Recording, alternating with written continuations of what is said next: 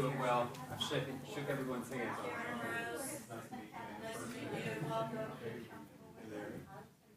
Yeah. Yeah. Yeah. They're simultaneous.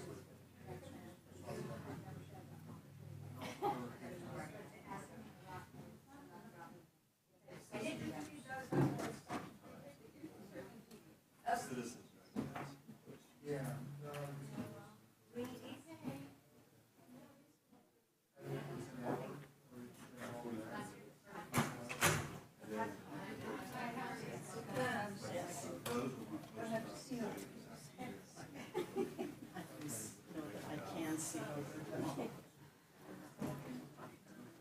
I always end up with the largest people when I go out with a lot of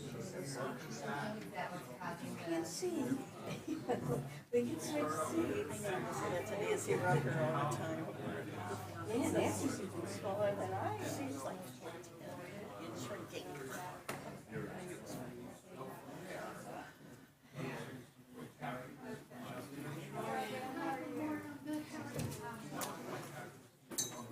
So that was a nice thing, you know.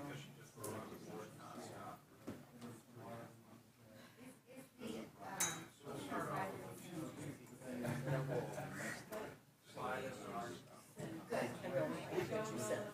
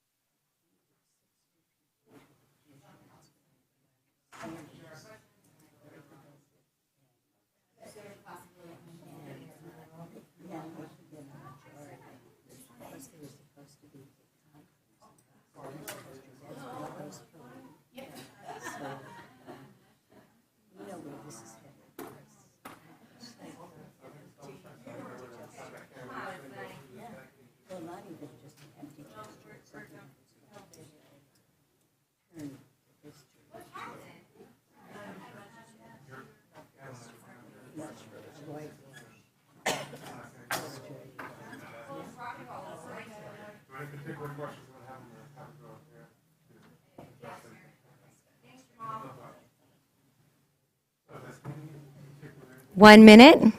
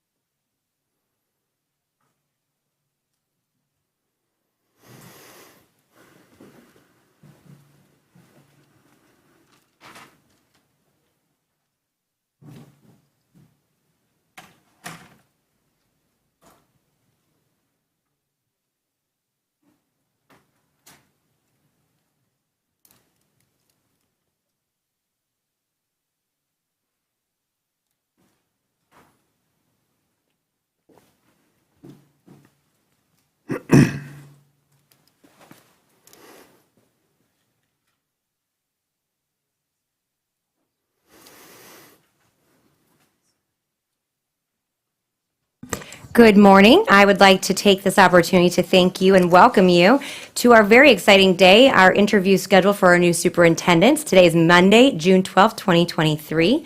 Before we get started, if we could please stand for the pledge. Pledge allegiance to the flag of the United States of America and to the republic which stands, one nation, under God, indivisible, with liberty and justice for all. Thank you very much. Board members, in front of you have some instructions from McPherson and Jacobson. In summary, we will go around and have the same set of questions for all 4 finalists. This morning, we have Mr. Connor with us. Thank you for joining us today. I will go in a round-robin cycle, but each candidate ideally will have the same set of questions that we would be asking from. I encourage you to please take your notes and note that all notes will be public record. And it's off. If you answer like me, you could answer 7 questions in 1 question when it's asked. So just be mindful of that as we go around. And I will start with Mrs. Rose to kick off the first question. Thank you, Madam Chair. Happy to start, and welcome, Mr. Connor. And I'll be starting with question number 1. Can you tell us what specific attributes or skills do you bring to Sarasota County that makes you the most qualified for this position? Well, thank you, Board. It is an honor to be here today to be considered a finalist. I just want to thank you for giving me this opportunity. I would say in terms of the attributes that I'm going to bring to the position of Superintendent of Sarasota County is a systems-level leadership approach. I think it's critical when you're running a complex organization of billions of dollars in funding that you have a system for everything from finances to operations and certainly your academic processes. So I'm going to bring that systems level approach. I'm someone who is able to look at the big picture, but also understand the details and the initiatives and the timelines and the structure that's required to ensure there's a level of accountability throughout the system. We are held accountable for to our taxpayers and to our community, and it is incumbent that we have a leadership that is going to be fiduciary in their responsibilities, and they're going to be efficient and effective with the resources that are at our disposal. So I will bring that systems level leadership approach to the work. Additionally, I would say my instructional leadership capacity, building the capacity of our school-based leaders, principals, assistant principals, to the teachers, down to our paras, is something that I've had a lot of experience and have been very successful with. I have had the fortunate opportunity to serve as the number 2 in Clay County and Hillsborough County.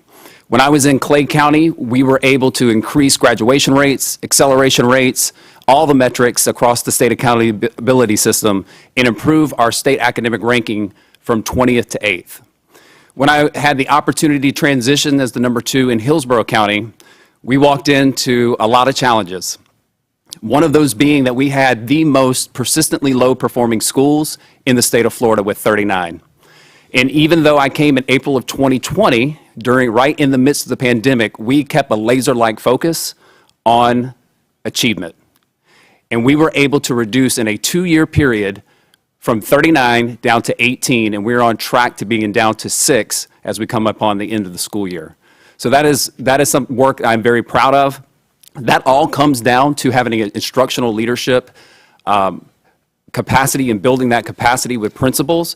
I believe if you're going to scale across the district, you have to leverage the leadership at every school. Leadership, by far, has the largest impact on student achievement, second only to the high-quality teacher that's in the classroom with students. So in order to scale those efforts, we're going to have to build the capacity of our leaders. And I have a lot of experience doing that and look forward to that opportunity. Thank you. Thank you. And I have by queuing said if there are follow-ups, we have a framework we want to work within, but I want to make sure that if there's an opportunity for follow-ups or need to. Mr. Edwards, we'll go to you. I do have a follow-up, if I can. I'd love to hear more about how you the plan to scale leadership. I'm intrigued by that. So I truly believe, and I'll be very hands-on with our school leaders in the process of building that capacity. But I really think there's 4 main roles of a principal, and that is first and foremost to be the instructional leader in the building, to be in classrooms, to be providing feedback, to be that resource for teachers to help them grow professionally and educationally. I also think they have to be operational experts. So we'll spend time on those, how to be that operational expert, to be efficient with the resources and finance, to make sure that safety and security and discipline are in place. I also think you have to be a talent manager as a school leader, because our teachers have choices as well as our students, and we want to make sure that they stay with us and we grow them and we make them feel welcome and having those leadership roles within the school, so that is cultivated and foster those relationships. And then I also think culture builder is the fourth aspect of a leader. So I would spend a lot of time in each four of those buckets through our regular principal meetings, developing and talking and collaborating with our leaders to strengthen what we know to be effective in each of those areas. So that'll be the approach that I take, is a lot of face-to-face, me being present, me helping coaching, using our regular scheduled meetings to develop our leaders. Thank you. You may ask a new question. Okay. Trust is an important ingredient in leadership. How would you build trust with internal and external stakeholders and the group they might represent? Please provide a few examples.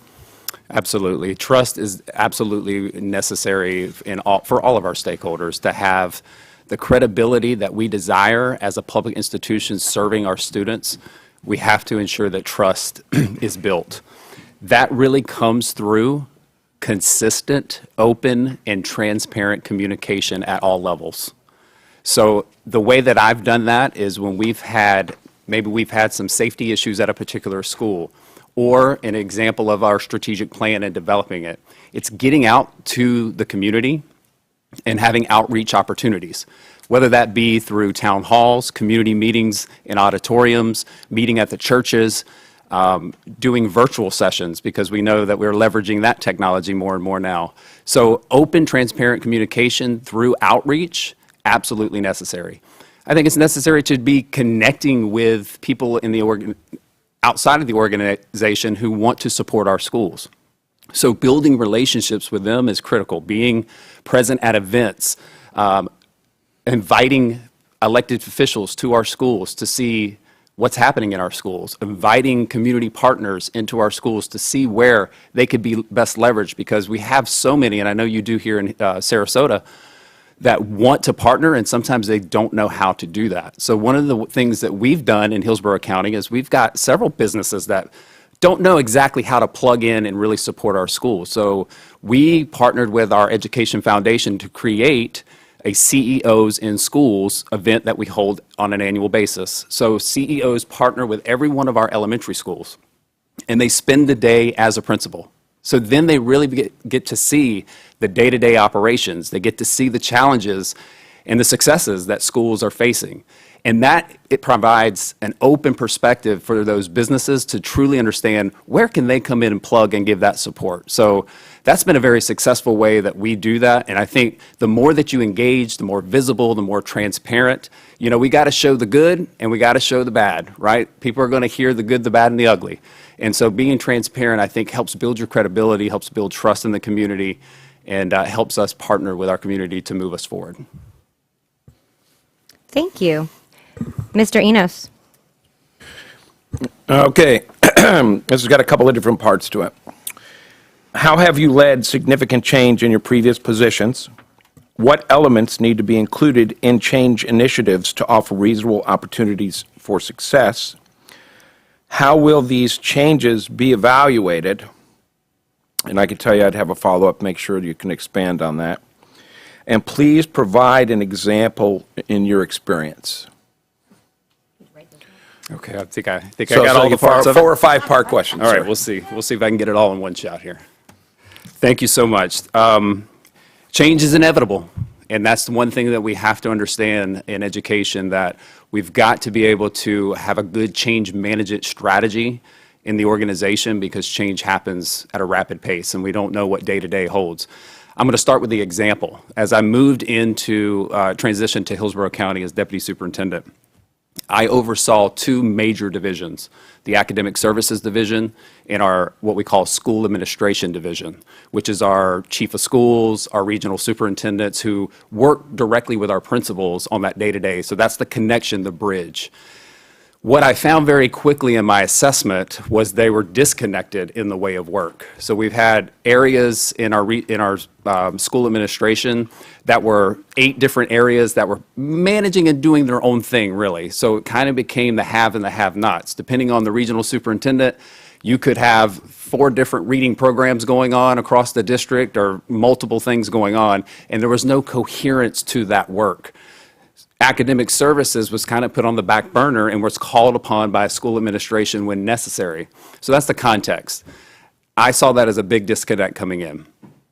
So we wanted to flip that model a little bit. Academic services, we needed to make sure that we had a very coherent strategy with what we were doing in terms of teaching the standards, the curriculum resources, the instructional practices, and how those assessments were going to be tying together so that teachers didn't feel like, okay, I've got this to do, I got this resource, I don't know how this all works together.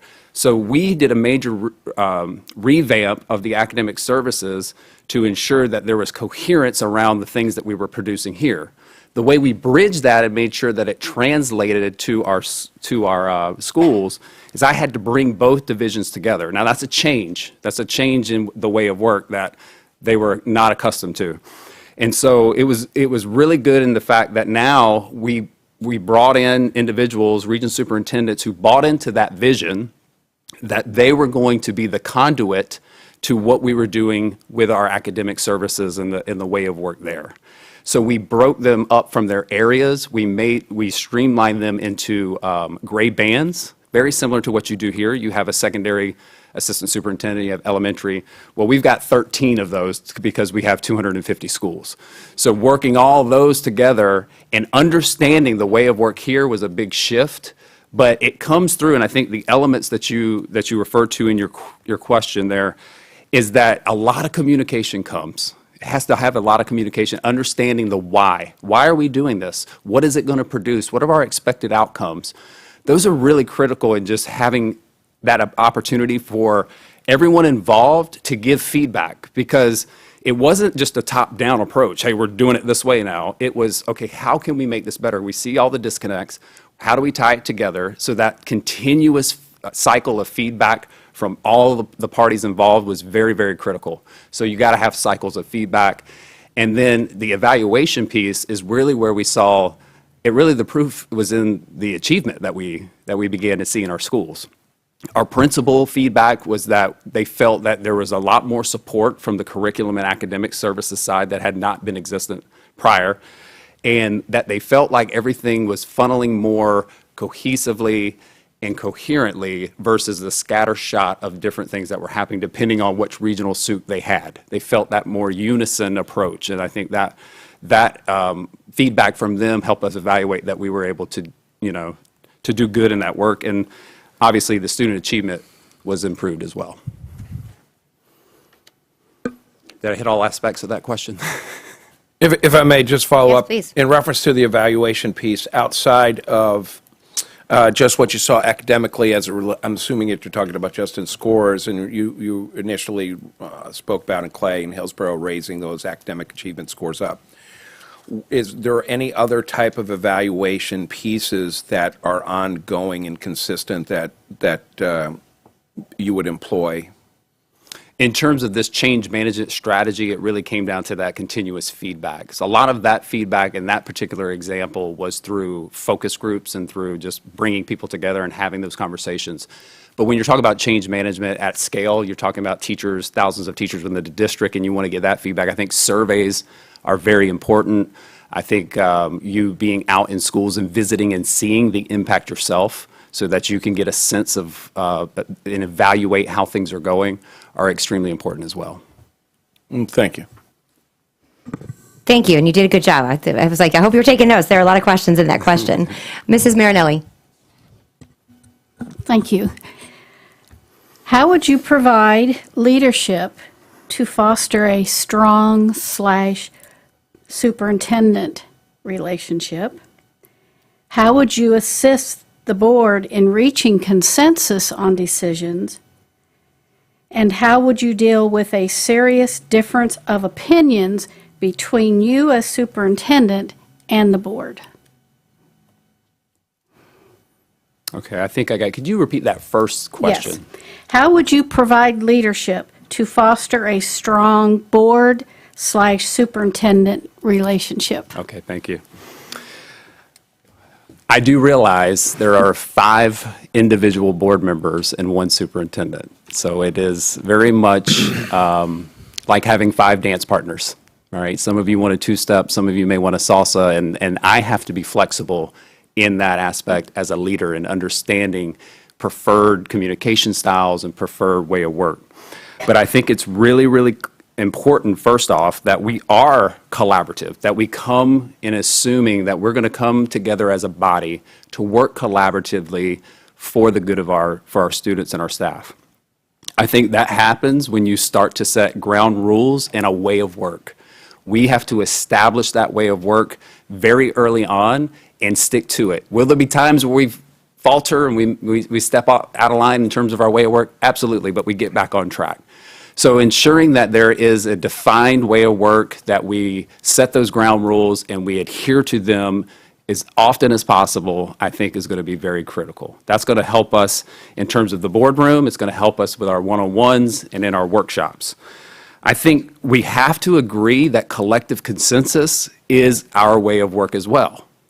It is great when individual board members have initiatives that they want to pursue, and they should have every opportunity to do that.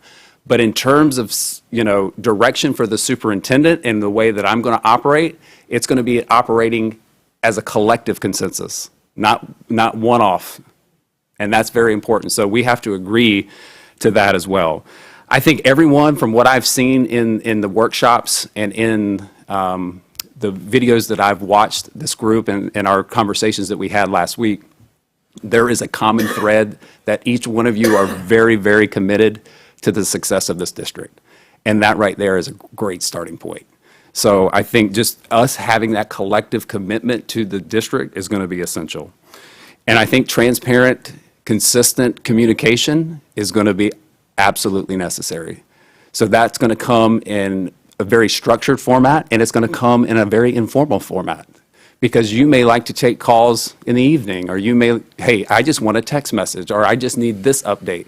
So we'll have a very structured system that everyone receives information, and I'll also be flexible to your preferred communication styles as well. So I think in terms of that relationship is just sticking to our way of work. I think that's going to help us, making sure we're collective consensus, making sure that we're open in our communication. I can't say that enough. Communication is probably the most important piece of that. And I also think, too, just understanding each other, too, even outside of this way of work. I think building relationships is going to help us coalesce around the way of work as well. So any opportunities to get to know each other and those things, I think, are important when you're building a strong team. So just having very collective and shared governance practices that we all agree upon is the way away. Any follow-ups? Mr. Edwards? I think that sounds great. And the only thing that I want to throw back in there is, and I'll get to a question, I kind of feel the opposite in terms of I don't think we as a board should direct you or manage you and that you should accommodate us. I think it's the other way around. I think we need to leverage you to the highest value possible for the benefit of our students. And if anyone should be making accommodations so you could do that, it should be us.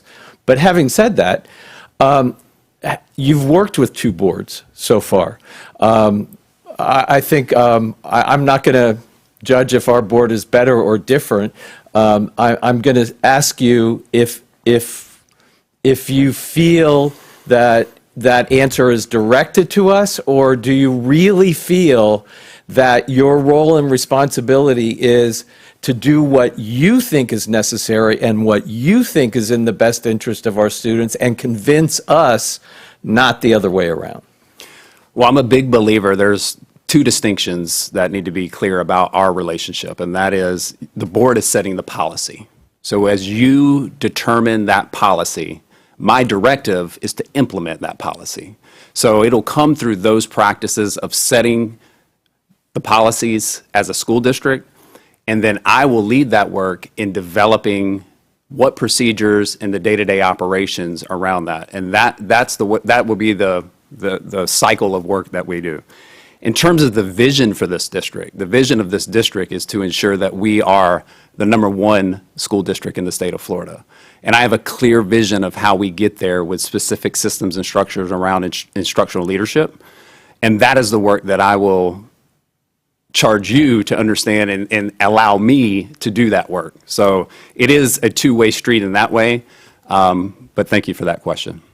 Thanks for the answer. Thank you. I have a similar follow-up, and that's actually almost, and then I'll ask a new question. But it actually lines up with another follow-up, and it was on the one that you just referenced, and also about building trust with the community internally and externally, similar with the board in communication, because I agree, communication is one of the paramount aspects of success or failure, depending on how you achieve it. How do you balance that with the work at hand? So making sure that, similar, I think, I don't want to use words that Mr. Edwards said, but where you don't have the board per se running you, even though you understand those clear divisions, if you use communication style. So in balancing that with the work that has to be done. Similarly with the communication, external and internal, talk to me a little bit about that balance. I think first off, it comes through having a clear structure for the way the cabinet's going to operate. So I will surround myself with what I believe are going to be first round draft picks. Those are the individuals that have the talent and the capacity to do their jobs very well, because I will empower them to do, depending on their divisions, that work. And there will be a structure for understanding and having cycles of communication, updates, goal setting, reviewing data. So that piece will be critical in allowing me the freedom to engage with the board on policy. So it really comes down to the structures that you put in as a leadership, as a superintendent, to ensure that you're able to balance that. And I know then you have external factors as well. Mm-hmm. So there will be communication channels, there will be a way of work in terms of how we engage our community so that all of that stays as balanced as possible. So we got to remember the ultimate focus is to continue to be laser-like focused on student achievement. And so all of the peripherals have to be addressed, and I think you do that through a very structured system. So it depends on what team members and the capacity that they have. So I'll do a lot of talent management to figure out, who's put the right person in the right seat on the bus and making sure that they're empowered to do their job so that it doesn't fall on one particular person or the superintendent, and you can balance more evenly. Thank you. So moving to a whole new question, and an important one. So similar to many districts in Florida and across the country, we see there are significant learning gaps. How will you, as superintendent, develop strategies to improve upon the educational success of our students? Please cite an example of a strategy or initiative you have either implemented, and I would also be encouraged to see what you seek to implement with the knowledge you have at hand for Sarasota County. Yeah, I think what the example I'll use will be also what I think Sarasota will need in terms of moving the needle. I'm a big believer that strong Tier 1 core instruction has to be in place, or we will have a continuous cycle of students in Tier 2 and Tier 3. So the focus and the initiative that I'll use is that we spend a lot of time in our academic services team building a very strong, coherent Tier 1 framework. And that framework started with what we call our instructional framework. And it is, how does a teacher execute a flawless lesson using rigorous, complex text and content and be able to ensure that students are demonstrating ownership of that? So there's a very structured framework that we'll use, and it'll be developed for each of our grade bands. That is for teachers who need that. We have some very, very successful teachers who have been doing this work and know how to move student achievement very, very effectively. And I want to be clear that I would not want to disrupt that process for teachers. But I'm going to build something for the base, for the floor, for that brand new teacher who may not even have educational experiences that are now charged with leading the academic outcomes of students in their classroom. So you got to have that floor model to help that. And then as teachers become more experienced and they have more autonomy to make those instructional decisions, then that progresses in that case. But that floor consists of a very structured instructional framework, and that means, what does a whole group lesson look like? What does small group lessons look like? How do we incorporate assessment in that piece? And that'll be built out. Also, our curriculum guides, the instructional guides that are connected to the materials that we adopt. We don't adopt materials and just open up to page 1 and go through the book. At least I hope not. That's not the approach we use. But we should use an instructional framework that's built around a coherent standards that we're teaching through units of study, and we're building the knowledge of students throughout. That is the work that I've been very, very involved in Hillsborough County, making sure that we have resources for teachers in that whole group. What are some of those high-quality questions that you should ensure to make sure they're aligned to the standard? What are the moves for teacher-led small group? What data are you using? How do you leverage that data? So those guides are very detailed in helping support that work. I think coming into Sarasota, I want to do an evaluation of that first. I have not been able to see the level, the depth of that work. But I think, in my opinion, the stronger the Tier 1 and the resources to support teachers and the professional development connected to that helps ensure that students don't reach Tier 2 and Tier 3. So that's what I would look for, and I'm very excited to get into that work. Thank you very much. Members, any follow-up to that before we move to the next one? Seeing none, Mrs. Rose. Mr. Connor, the next one you've covered the communication part of it a bit. I'm going to go ahead and read the question. It's about communication and decision-making, and perhaps you want to focus on the decision-making. What can we expect from you as our superintendent in terms of communication and decision-making? Please provide examples of your ability to effectively communicate to different audiences. So I'm going to use a community decision-making process in this example, if that's okay, because we are just coming off a very intense decision that we've made as a district. We did a district-wide boundary analysis. And when you talk about Hillsborough County being a very, very large district, that affected 103 of our boundaries. A lot of boundaries. So it wasn't like one school came on board and we had to adjust that. It was 103. We made a conscious decision that in order for us to be financially responsible, because we knew, and I don't think I've shared this, we inherited a $150 million deficit in April of 2020. So a lot of work was done in trying to recover from that. And a part of that process was looking at the utilization of our current buildings and making some very, very tough decisions about school closures and about rebounding, because we had schools that were underutilized and we had schools that were way over. And as you know, you're experiencing that growth here in Sarasota. The growth is just dictating a lot of that as well. So the analysis was completed. That information was shared. We made sure we were very transparent about that because it affected thousands of our families. That started through community conversations. We had a website that actually showed the effects of those changes and what that could potentially do for a child. And we had over 440,000 engagements on that website, so people understood that.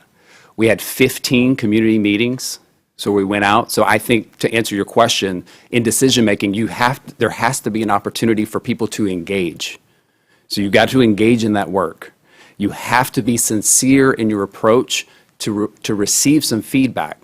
There was a lot of angst. There was a lot of emotions. I had parents crying about their child moving from one school to another. And I think empathy is very important in that, because they're tough decisions and it's hard, but we got to do what's right for the entire district.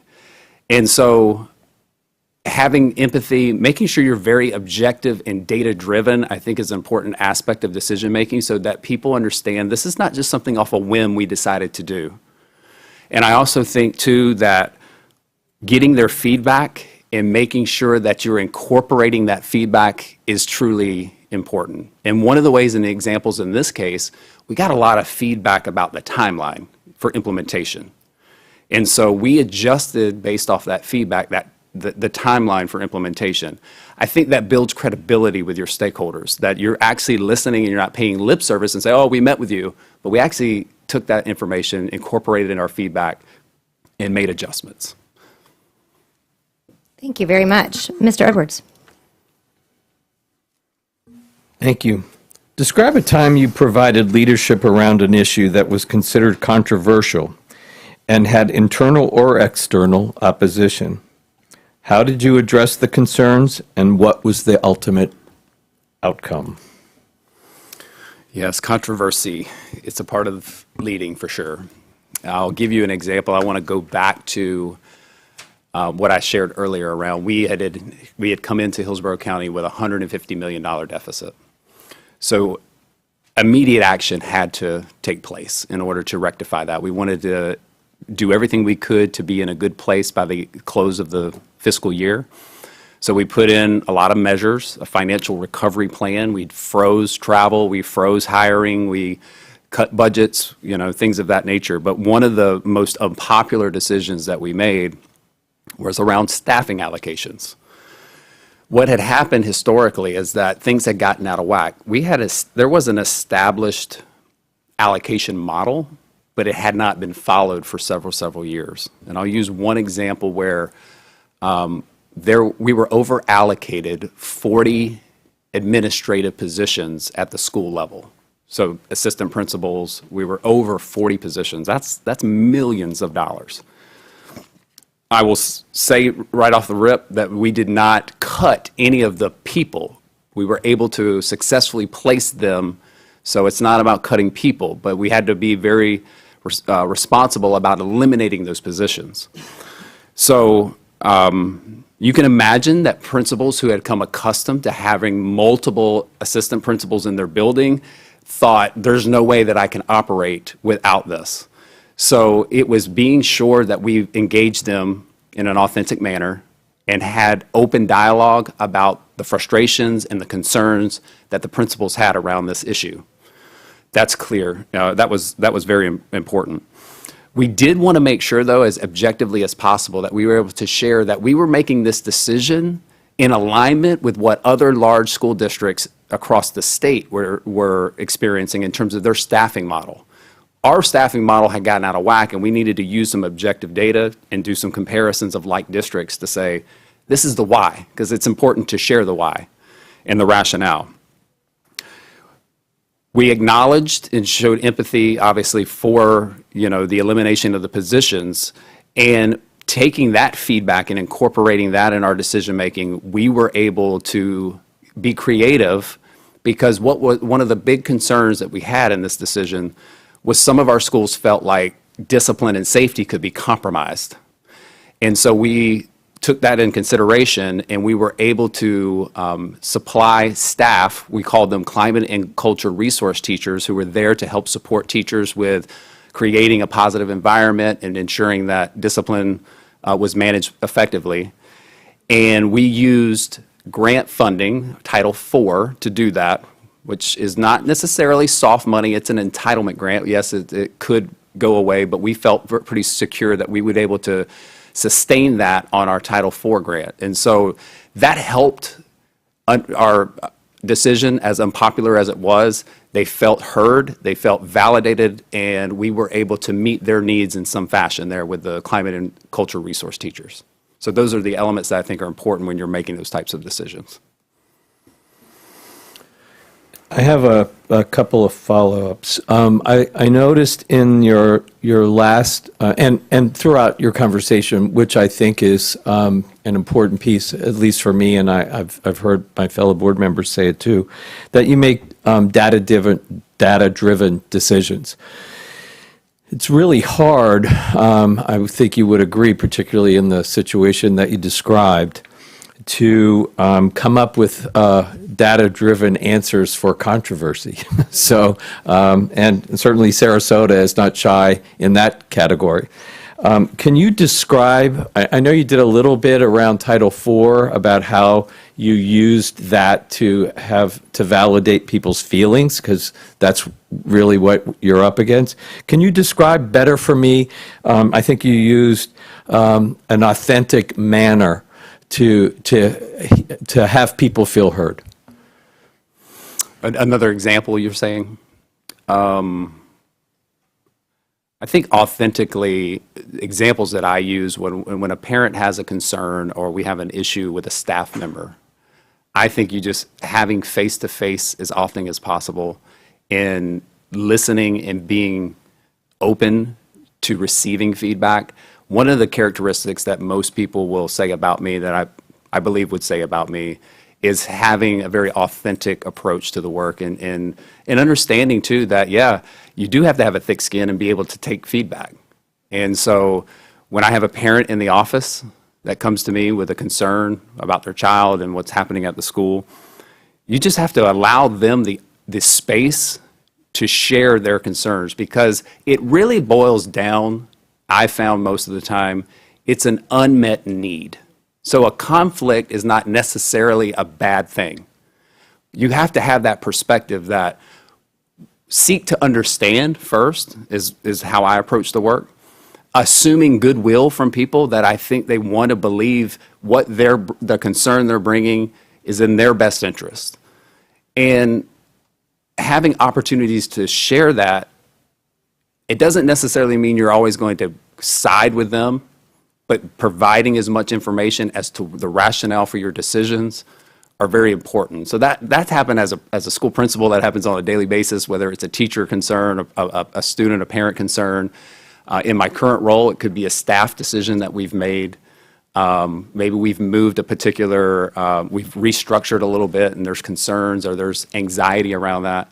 But just sharing those and having opportunities is really important, and understanding that because you're upset maybe at a decision that I've made, that I'm going to seek to understand you and I'm going to provide as much rationale, and it may be data-driven if it's appropriate in that case, maybe not, and then we're going to move forward. You know, either I'm going to incorporate some of that feedback if I can, or I'm going to acknowledge your frustration, but this is the decision we've made as an organization in the best interest of the school district. Thank you. Thank you. Mr. Enos. As our, excuse me, as our superintendent, what evidence will our community, parents and staff, observe that will demonstrate that you're an effective leader for Sarasota County? I think it starts, for me, is establishing some clear goals and expectations. So I'll hold myself, obviously, to the highest regard. I strive for personal excellence, and I'm sure the board will have some expectations and goals as well. I think we would have opportunity for each of us to get together, either collectively, individually, to understand what are the expectations, what are some of the goals, and coalesce around those. Typically, that comes in the form of strategic planning as well, and I know that you are currently in the midst of yours. But goals and expectations first and foremost. For me, I'm coming in with a huge focus on achievement. I've watched the board, we've had conversation. It aligns with what I believe my experiences would help benefit, is that we're going to move the district academically. So the metrics from the state accountability system, I know are not all, they're not the end-all be-all, but that is a starting point, right? That is how we are assessed by the state of Florida. So those metrics should begin to improve over time. It will depend, it will be incremental. I would not tell you and say that we're going to move mountains in 1 year. That's just not realistic. I would tell you, if you want to be number one in Sarasota, proficiency is going to have to be the focus. You're 10 points or more behind St. Johns County in reading, in math, and in science. So proficiency will be a big focus. So those will be some metrics that we will focus on as well. We will not forget growth, because growth is a tremendous asset for us in terms, especially coming out of COVID. We've got to recapture that. So we'll look at those metrics, state accountability. I also think, too, there are other metrics outside of that that are probably incorporated in your strategic plan or you believe are valuable. I think culture is important. I think, and I'm not sure how you measure that if you use an instrument, but I'm familiar with using an instrument that will give us some data. It'll quantify as best we can around some of those culture aspects. We want to hear from our staff. We want to hear from our teachers in making sure that we're responsive to their needs because they're the ones that are on the front lines doing the work. And managing resources. I think it's important that the board feels confident in their next leader that we are effectively managing our resources. And I know with the cliff that we're experiencing with the ESSER funding, that you are all concerned about how we're going to land that plane and what the sustainability for initiatives will be. I would imagine, not having looked at your ESSER budget, but there will be some things that will come to an end and we'll sunset those. And there will be some other opportunities to maybe shift those initiatives onto other funding sources and sustain them. So there'll be a lot of good conversation with us about what that looks like. So managing resources would be another one as well. Excellent. Thank you. Great answer. Number 9, Mrs. Marinelli. Mr. Connor, what importance do you place on standardized assessment results, and how do you leverage those results to evaluate programs and design staff development? So I would say it is the game that we have to play. Standardized test is our way of work in the state of Florida. I don't believe standardized tests are the end-all be-all, like I said previously. But I understand that is how we're measured, and we want to be able to effectively demonstrate that we are improving student outcomes based on those standardized assessments. So that will come through a very close monitoring of the data. We will use that data, and I know we're now in our progress monitoring. We're finishing up our first year with our 3 assessment windows. And I think that process will continue to get better and it'll evolve over time with having more actionable data. We have it broken down by strands and benchmarks, and it tells us some information. I think we can get better at that process as the state evolves with that. But it's taking a close and examining that data student by student to know where the deficiencies are. And so we'll have to set up a framework and an expectation. You are all familiar with the work you're doing, because I know I watched your board meeting around PLCs. That collaborative time is very, very important for our teachers to take that data and devise their instructional decisions based on that data. And they should be supported by their admin in that process, and their coaches and the resources that they need. And the district should be involved in that process so that we know how to best support our schools with the right resources, with shifting support from one school to another depending on the need, and making sure professional development opportunities are aligned to the data. The data tells the story. So that's how I would hold and evaluate and hold accountable to that, is to ensure that there are structures in place to look at the data from standardized assessments and ensuring that we're making those decisions based on that. Was that all, the entire question? Yeah, it's Okay, just thank one. you. Any follow-ups before I go on? Very good. Something near and dear to my heart. Special education is a complex challenge for our district. What do you believe to be the best approach to ensuring that our students with needs are appropriately educated? Thank you. Did I skip you? I skipped you? I think you did. You went, no, I don't think so. Did you ask a second question? go ahead. Okay. Thank you. Absolutely. I think our special populations, especially ESE students, we have to make sure, and that has been my experience over 3 districts that I've worked in, is that we continue to foster a culture of high expectations for students. Too often I have walked in classrooms and students are not given the opportunity to engage in grade level work. So that to me is sometimes what I think, in all good intentions, our teachers want our students to be successful. And so if they struggle, then it may shift their direction in how we're providing assignments to students. What we need to do and ensure is how we scaffolding that support based on their IEP, what accommodations are necessary to engage in the grade level assignments as consistently and as often as possible. That's what's going to push them cognitively in order to demonstrate academic achievement.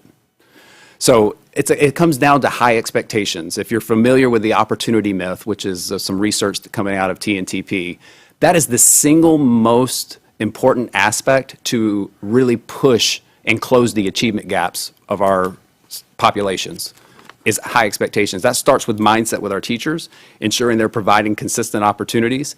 So how do we do that? We need to make sure that we're promoting that within our professional development, that we're going into classrooms and we're observing that. And when we're not, what are we doing to help support our teachers in that? Because ESE students are students first, and they have to have that exposure. So I'm a big proponent of that. But it also means that our teachers who are providing that instruction really have the right resources in the professional development to support those students. And that also comes with making sure that we personalize instruction, because students are going to need some scaffolded support. And so you got to know the data behind that student to align that personalized support there. So that can come in the form of some of the blended programs that we use that are more personalized.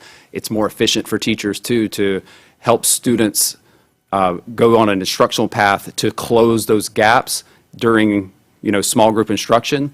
So how we leverage those resources and personalized instruction are also very, very important, and that should be data driven. I know you use iReady in the district, and so I would love to see how that is actually being implemented day to day in the classrooms to help in that purpose. And one other thing too, we have federal funding for all of our subgroups, whether we have IDEA for ESE. How are we leveraging those resources to provide what's necessary for our students, and then to close that family engagement? They have to partner with us. So they have to be involved in this process to ensure that they're supporting that learning along the way. Thank you. Mrs. Rose, you are next. Thank you. Mr. Connor, we are very interested in improving upon our status as a very good school district. We also know that it will take hard work and commitment to address our areas of weakness. What are some ideas that you have that could be worth exploring as we strive to create better futures for our students?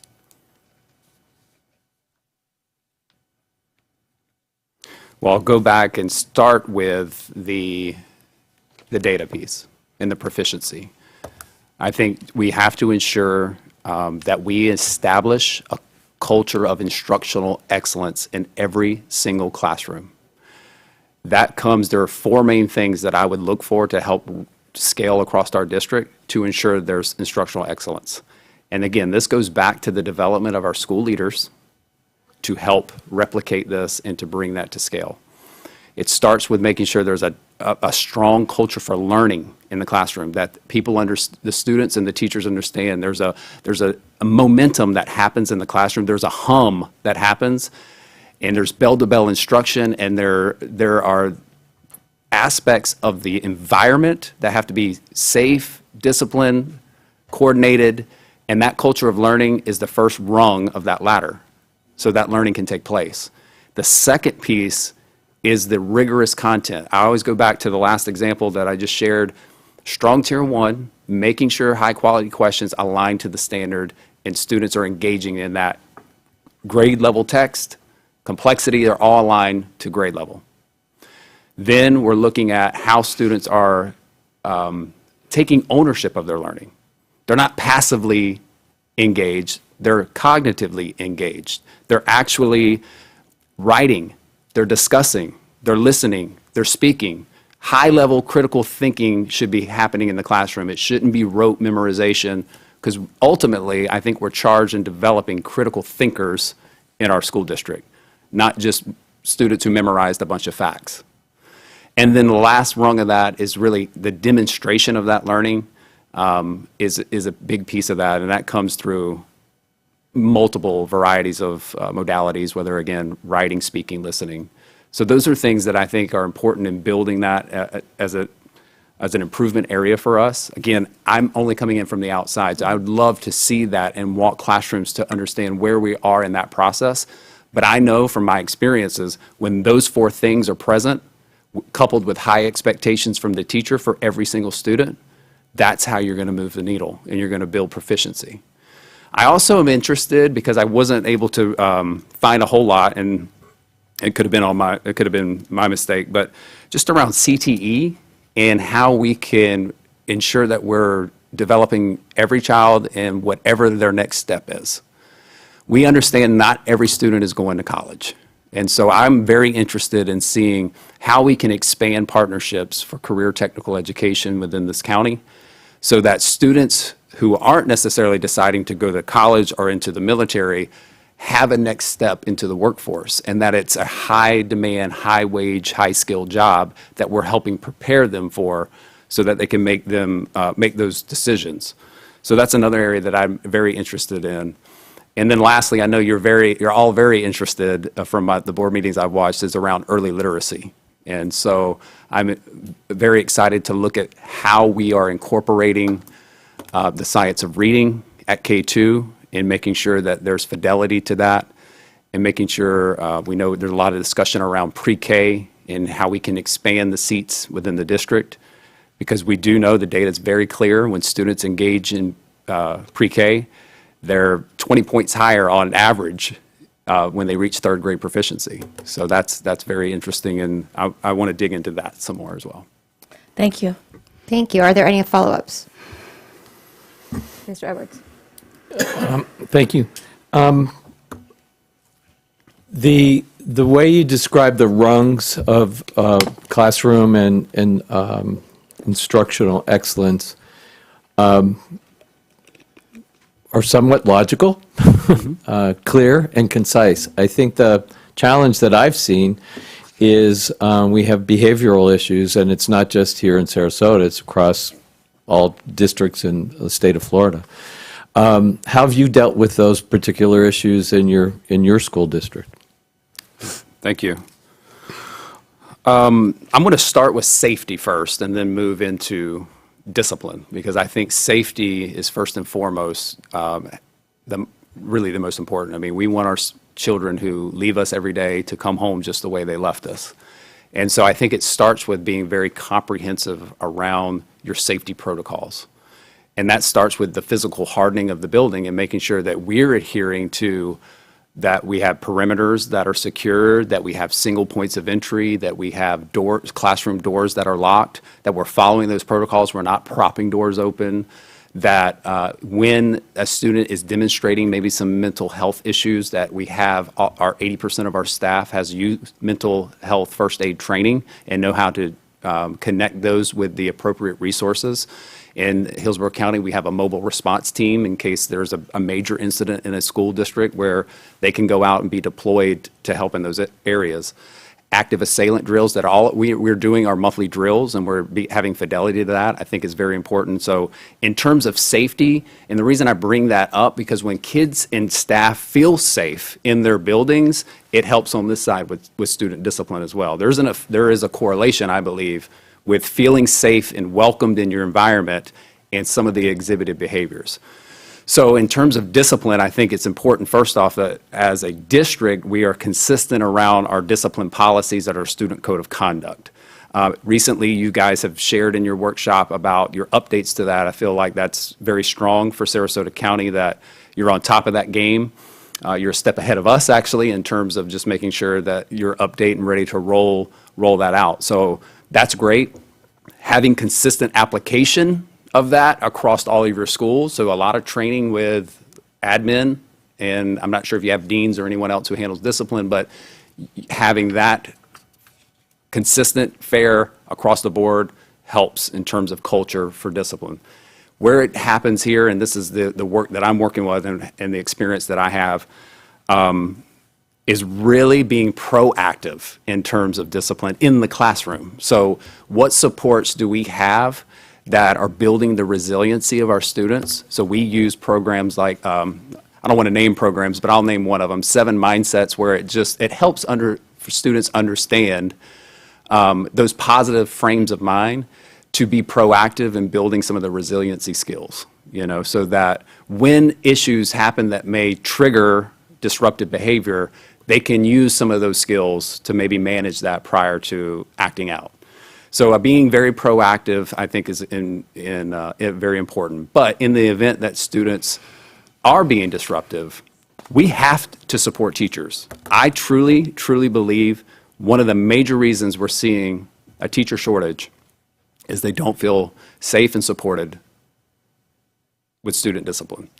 So we have to be clear that when disruptive behavior happens, the consistency in the application of that is going to take place, but it should be restorative as well.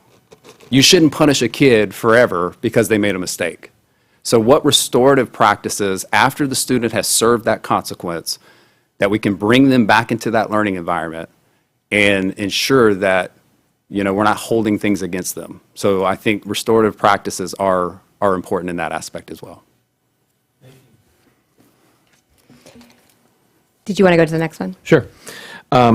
After listening to all of your answers, I'm sure you're not going to get this one wrong. As superintendent, what would your first 60 or 90 days on the job look like? So I have had the opportunity to share with you in the blue folder a transition plan. It is a very aggressive transition plan, and I know we're getting to that point in the time of the year. School's about to start, and there's a lot of things that are happening over the summer. But it starts really with listening and learning. I do know, watching your board meetings, you've got a budget to pass. So I think first and foremost, in the first 90 days, we got to get that passed, get the budget squared away and get moving on that. But I would be doing a lot of engagement with different stakeholders. I need to listen internally, having opportunities for people to meet with me, focus groups, one-on-ones, larger groups, virtual if necessary, to listen and learn and get as much context about what's working well in the district, what challenges exist in the district, and take that information. And then externally as well, getting out in the community and having opportunities to hear from the community about how they want to better support or what challenges they're facing with the school district. So those are important. So a lot of listening and learning in the first 90 days, a lot of things that we need to get done in terms of just getting a budget passed, getting people on board in terms of staff and personnel. I would be doing a lot of evaluating, again, talent management of those who are at the executive level, seeing is everyone appropriately placed in the right seat, making sure that all of our initiatives to ensure school is going to open up in a flawless manner is going to be important. I'm used to using a tracker for that, like what are the big buckets that we need to have in place for day one opening. Instructional materials are in schools. The debris is off the campus, the lawns are mowed, the floors are waxed, the intercom system's working. All of those pieces need to be adhered to before the start of school, and that's coming in the next 90 days as well. So lots to be done, a lot of evaluation, a lot of listening and learning, looking at data, looking at financials of the school district, the big buckets around each department, starting to dive into that work. And that is outlined in the strategic, in my transition plan. And I would love to maybe have more time on our one-on-ones to talk a little bit about that. Thank you. And just for a quick note, we will, because I know there were a couple applicants that had these, they'll ask Mrs. Tompkins to attach them and Craig to the somewhere online so that people can access them, as I know our public's always eager to read these documents. Mr. Enos, you are up next. What has been your approach to budget development, and how can we be assured that the district priorities are being met? Absolutely. Let me start with how they can be assured. You're never going to receive an expenditure from me that's not already aligned to the strategic plan. So when board items are coming in front of you, there should be a clear delineation of how that is going to move and align to the priorities of the strategic plan. I'm a big believer in zero-based budgeting because it fosters creativity and it fosters innovation. If we just copy and paste our budgets and we just layer on top of that, we're not being efficient. And we're not really examining what needs to possibly be abandoned because we didn't really see a return on investment. Or we're just going to continue to layer on the fat of the budget, and that becomes an issue for us down the road. So it has to start with zero-based budgeting and then justifications to initiatives and line items within that budget. So I know you have a staff allocation model, so when we look at, we know that the budget in and of itself is 85% or 80% of personnel. So a lot of that's going to be handled through the school-based allocations and making sure that those are in alignment with class size and making sure that, you know, in terms of the FEFP, that we're appropriately allocating to our schools. Additionally, when schools need additional resources, that's where your federal funding comes in, your Title Is through 4, and we look at opportunities to give some autonomy. There is a little autonomy, I believe, for like a Title I school who believes, okay, based on my data, after doing this comprehensive needs assessment, I think I'm going to need an additional math coach here. That's an opportunity where federal funds for that, if it's a Title I school, could come in, or possibly SAI. So going through all that piece with the personnel is a big part of it, because that's 80% of your budget. Then the line by line really goes down to your department budgets. What are those big initiatives tied to the strategic plan that we're going to look for? And hey, what was the return on investment? Did we do an evaluation on this program? How is this coming out for next year? Is this something we're going to carry forward? We're going to strategically abandon? Those are one-on-one conversations with cabinet members and justifications around their department budgets. I also think, too, in terms of just managing constraints, we do have to prepare for contingencies along the way, because sometimes enrollment numbers don't come up as we thought or projected, or, you know, we get through Survey 2 and then Survey 3 and then Survey 4, and then the money's adjusted, maybe it's empowerment. I will say HB1 is going to be one of those big question marks in terms of that piece. So you have to plan for those contingencies, because we may come up short at the end of the year because of whatever those contingencies, that impact may have. So I'm a big believer in having reserve, right? We have state, federal, you know, I think as a board, is it 7% as is your board reserve? But we may need to be a little more restrictive on that as well because of HB1. We got to plan for those contingencies. So all of those things in those conversations and that planning, and then monitoring that throughout the year to make sure we're on track, will be very important. Thank you very much. Sorry, just want to make sure. I think it's mine. It is Mrs. Marinelli. Academics, athletics, and the arts often compete for a school's resources. What is the relative importance of each, and how might a district find the proper balance between them and the many other funding priorities? Absolutely. I think that a holistic education is extremely important. The way we engage some of our students who are not necessarily academically focused is through a lot of the programs like the arts and the athletics. I served as a football coach at the middle school when I was a science teacher. I coached baseball. I even did 1 year of basketball, and I didn't even know what I was doing then. So I believe that athletics is absolutely a great way to engage students and to bring a culture within a school, especially at the high school level, that just is empowering for school, for the leadership, for the teachers, the culture there. So athletics, I think, is a really important piece. Now, in terms of funding that, you know, we do have booster clubs. We do have some line items that we've probably built within our budget in terms of paying stipends for coaches. We have to just make a decision as a board. What are we prioritizing? One of the things we prioritize in Hillsborough County and in my previous 2 districts was we're going to ensure that every school, elementary school, had art, music, and PE. That was just, that's standard. That's what we believed. That was our priority. And so we funded our priorities. And so we would need to look at that and decide as a group, as a collective, what is our priorities in relation to those things. I believe arts are extremely important, and I'm assuming music is part of the arts there in that question. You know, I think it's really invaluable to have those programs in our schools. And just being clear, though, when a program may not be supplying the enrollment, maybe there's not enough interest for a program at a particular school, we may need to collapse a section, but we're not eliminating programs. You know, we're looking at being efficient with our resources, but ensuring that there is opportunity for students to be engaged in the arts, in athletics, And then going back to the academic piece, that is the core mission, that is the priority. So we would do everything to ensure that our funding aligns to improving student outcomes. Thank you. So we are at 10:34, and I wanted to make sure we did a hard stop at 10:45 to offer you the opportunity to give a final remarks or any kind of closing. We're actually at our last official kind of question outside if there's any additional items you wanted to share with the board, or if you had any questions for us. I wanted to just, those are the last two questions. And again, we had this up till 11 o'clock, so we're great on time. Good job, board. So I'll go with the last question, and then I'll offer you the opportunity to share any items with us, with the board, ask us any questions, and provide your closing. But prior to that, we have often heard that education in our state and country, this says county, but I'm going to say country as well, has become too political. How will you, as our superintendent, work to ensure that you are leading in an apolitical manner?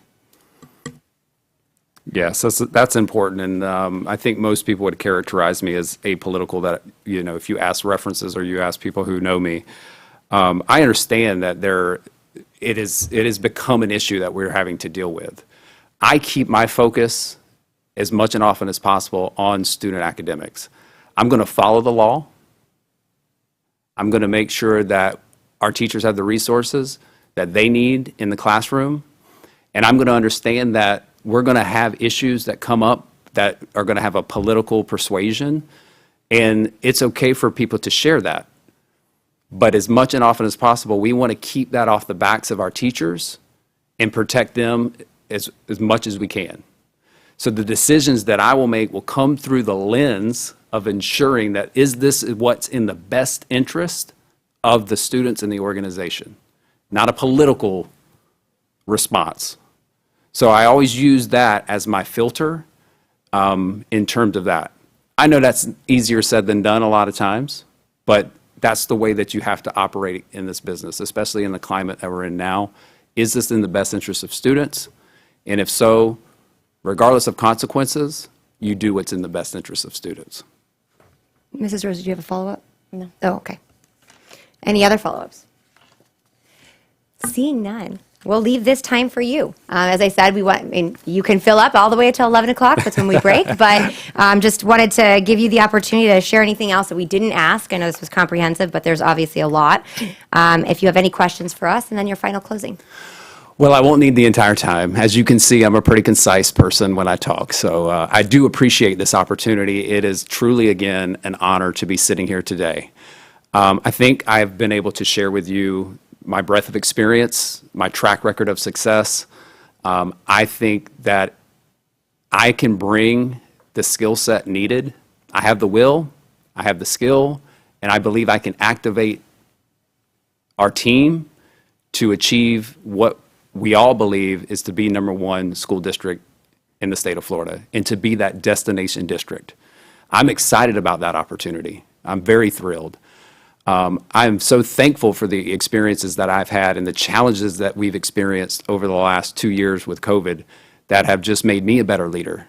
And I think as we move out of that and we're getting out of that, it's going to open up the opportunity to really excel and build a foundation for tremendous success. I will tell you, I have 2 children who are 14 and 12 who will be in Sarasota County schools, and I will treat every student of Sarasota County like those 2 children that will be going to these schools.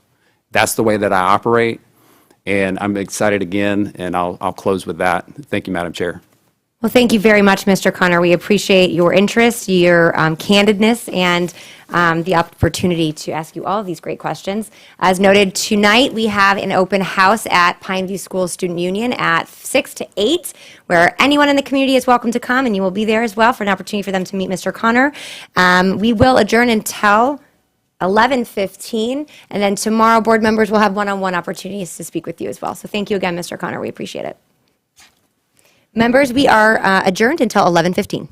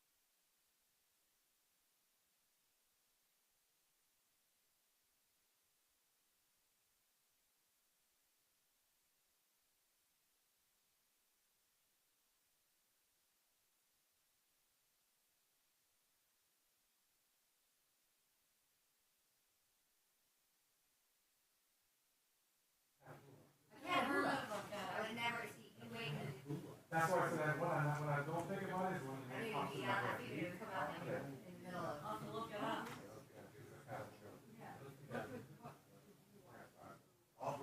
That's why I was like, what?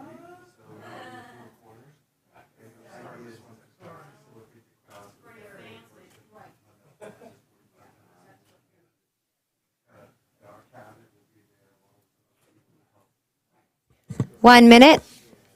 We have Mr. Enos.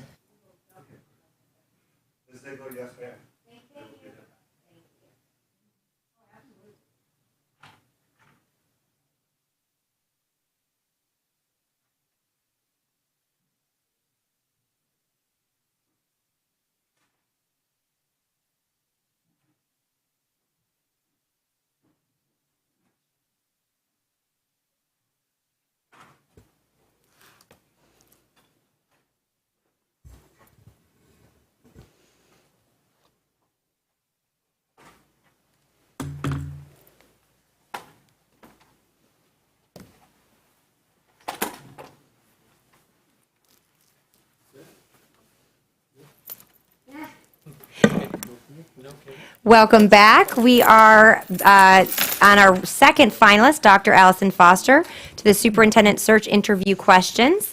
Welcome. Thank you for being here. Thank you. Just to note, we will go round robin where each board member will ask a question. I will provide an opportunity for follow-ups in the event any member or any the finalists answer and you would like an opportunity for follow-up.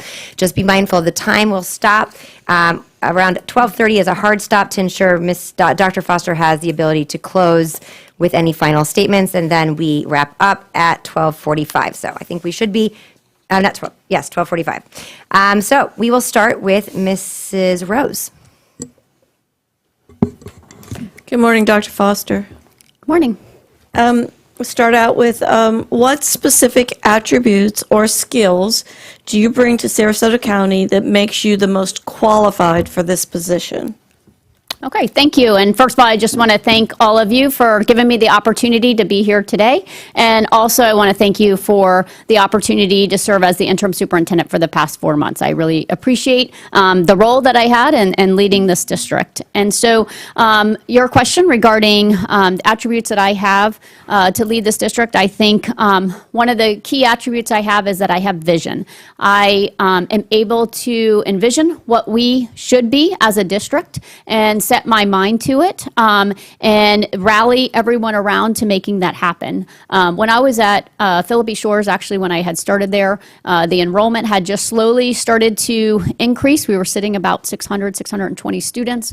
I was able to create a neighborhood IB school with a focus on technology and a real family atmosphere to recruit people to the campus to say this is a school that provides this environment, and was able to bring lots of people to the school so that we had a waiting list. We had over 800 students at the school. I can do that same thing with the district as far as providing that clear vision of the direction of where we want to go, which is to be the premier school district in the state of Florida. Other attributes that would help in that is that I am driven, I'm focused, and put forth 100% effort and can bring that as well. You okay? Yeah. Are there any follow-ups? If not, we'll go to Mr. Edwards. Thank you. Trust is an important ingredient in leadership. How would you build trust with internal and external stakeholders and the groups they might represent? Please provide a few examples, and good morning. Good morning. All right. So I think integrity is a key piece. It's important to make sure that we always are representing ourselves in a way that no matter what is happening, that we have that solid trust, that we are that we would share if there is a concern. And so I'll give an example of the pre-K. I'm going to bring up the pre-K situation. And so when I had made that initial decision and I had a lot of feedback come back from the community, I met with all the stakeholders. I went to Goshio. I met with the provider that had initially funded those programs to get more information. And in that particular case, then made a change in the course of the direction that we were going. And I think, to me, that that shows the trust in saying that I will listen, that I will be a partner in coming up with the best solution as to how we want to move the district forward.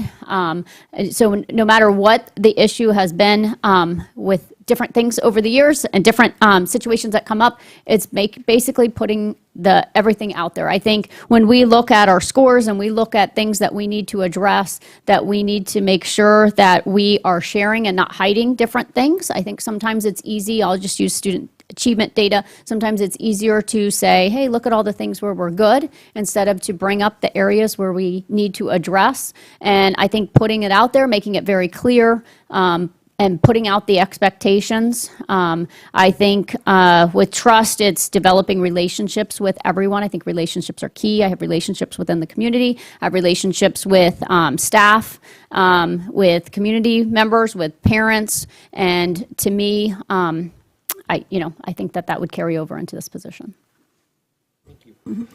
Any follow-ups? I don't want to keep asking that, so, okay. Thank you. Mr. Enos. How have you led significant change in your previous positions? What elements need to be included in change initiatives to offer reasonable opportunities for success? How will these changes be evaluated? And please make sure you follow up on the evaluation piece. Please provide an example in your experience.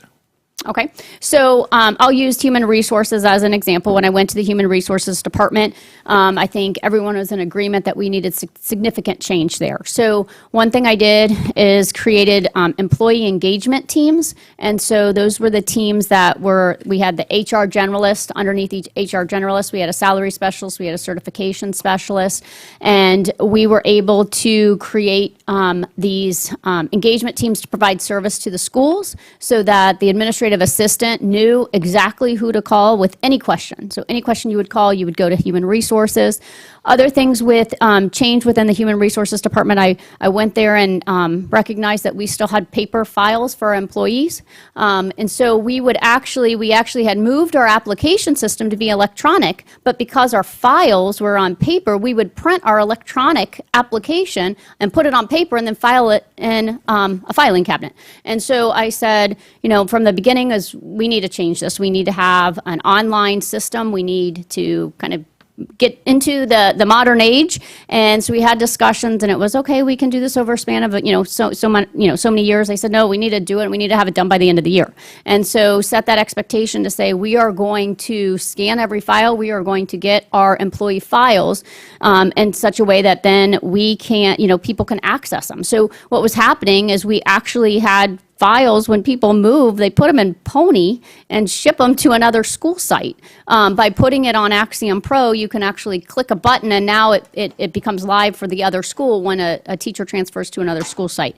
Now, taking that to the next level, I had started the process already of the technology solutions. I had met with Power School, was the company that I met with, and I had gone down to Charlotte County because they had just completely revamped their HR system. And brought that back. We are kind of on the time frame now of revamping all of that, in addition to the student information system, the business system. So working along with the business system as well, because the thought was we don't want to do HR and not do it in conjunction with the business system, but putting it all together with the thought that we will, start this in January, get our HR system up to date, where it should be, which keeps us in compliance. There are so many different things as far as files that need to be pulled after a certain number of years, and to have somebody try to go manually do that is just an unrealistic and outdated way of going about it. So I mean, HR is one example. I can give a lot of examples of what I've done in the interim superintendent to set us up. I know we've got the Exceptional Learning Solutions that actually kicks off this Wednesday. It's an ESE programmatic study with the results coming in October, with the thought, once we get that programmatic study, that we can then start to make changes in how we service our ESE students to make sure that they're making growth. And then just monitoring, as we make these changes, the impact it has on student achievement. Madam Chairman, if I may. Yes, please. If you would, one of the things I know, maybe you can look at the academic piece in regard to changes being evaluated. How would you ultimately look at doing that in the evaluation of those changes? I know you spoke about the IT systems and HR. But specifically, how would you make sure that you're evaluating in that, whether they're good or bad, and the decision-making that goes with that? Okay, so I'll use another change that I had done at Philippi Shores instructionally. And so I had noticed that our scores specifically in the intermediate grades were not as high as we wanted to see, especially in math. And one thing that I've recognized that some people are really strong reading teachers and some people are really strong math teachers, and then maybe are not comfortable with both. And so I worked with the teams to set up more of a departmentalized approach to say, okay, we're going to have teachers teach, in third grade, it was, you're going to have a reading social studies teacher, a math science teacher, and we were going to use this departmentalized approach. When we went to fifth grade, we actually did it by three-person teams, so you could have science as its own subject, and then reading and math, the three different subject areas that were tested, and then monitored the progress, the scores, as it related to those changes. And we had significant increases to our scores. I've shared some of our scores from, my last full year there, where we had, I shared 80% of our students were proficient in reading, 87% in math. Our math scores in fifth grade, we had 47% scoring, the highest level, level 5, and I think it was using that approach. And just to share a little bit more about that change, with the IB program, they had something where it had to be transdisciplinary, where the IB program requires that the teacher teaches every subject. And so this was a drastic change from the way the IB organization had you provide instruction. I know Ms. Rose sat on this evaluation with me, and so I met with them. So when they came to do the evaluation, there were concerns that we were doing this approach, and I had sent them a letter previously saying that we were switching to an interdisciplinary approach because this is what was needed to move the needle, and this is what was needed to move instruction. And the IB organization said, oh, that's not how we do it. We're transdisciplinary. If you're not doing it that way, then, we might not, keep you as an IB school. And I said, I feel very strongly about what we're doing because the scores show that this is the way it needs to be done. So they actually sent the head of the North America IB organization came to do the evaluation himself. And so he came, met with our parent group. I know Ms. Rose and Mr. Limpy at the time, he was in charge of operations, was part of the evaluation. And as we ended it, I met with that team on the last day, and they agreed, we're going to have you be a pilot. Because, so when I had met with them, they said, well, we're not going to come because you're not doing it the right way. I said, come, take a look. I think you'll be very impressed with what we have going on here, and you'll be impressed that this model, I think, could be something that could be replicated at other IB schools across the country, or internationally. So on the last day, after lots of discussions, they decided that we would be a pilot for this interdisciplinary approach to teaching an IB. And within the year, they actually changed, for those that know IB, there's making the PYP happen, they actually changed their entire philosophy and now allow for that approach based on what we were doing, and that we were able to show the data, and that we were able to show the impact that it had on students. And so that was one success of providing that. So. Any additional follow-ups? Thank you for that. Mrs. Marinelli. Dr. Foster, good morning. Good morning.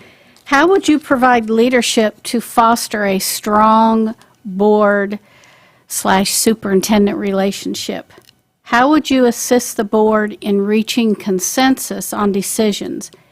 And how would you deal with a serious difference of opinion between you as superintendent and the board? Okay, so one thing that I think I think we have more similarities than differences on the board, and I think everyone on the board is 100% dedicated to increasing student achievement and is very passionate about our district. I think all of you bring important pieces. I know, Mr. Edwards, you have the business background. I know we've talked many times about business operations and how to run human resources. And I know, Mr. Enos, you're our expert in safety and security, bringing Sarasota County to #1 in the state of Florida. And Ms. Ziegler, I know you're the champion for parental rights and making sure that we are providing opportunities for our parents to be involved in the school. And Ms. Rose, I know you're involved and have an expert in reading instruction, and specifically also in middle school instruction and how we can move middle school instruction forward. And I know, Ms. Marinelli, you're an expert with our counseling services and mental health services. So all of you have different areas where you bring different pieces to the table.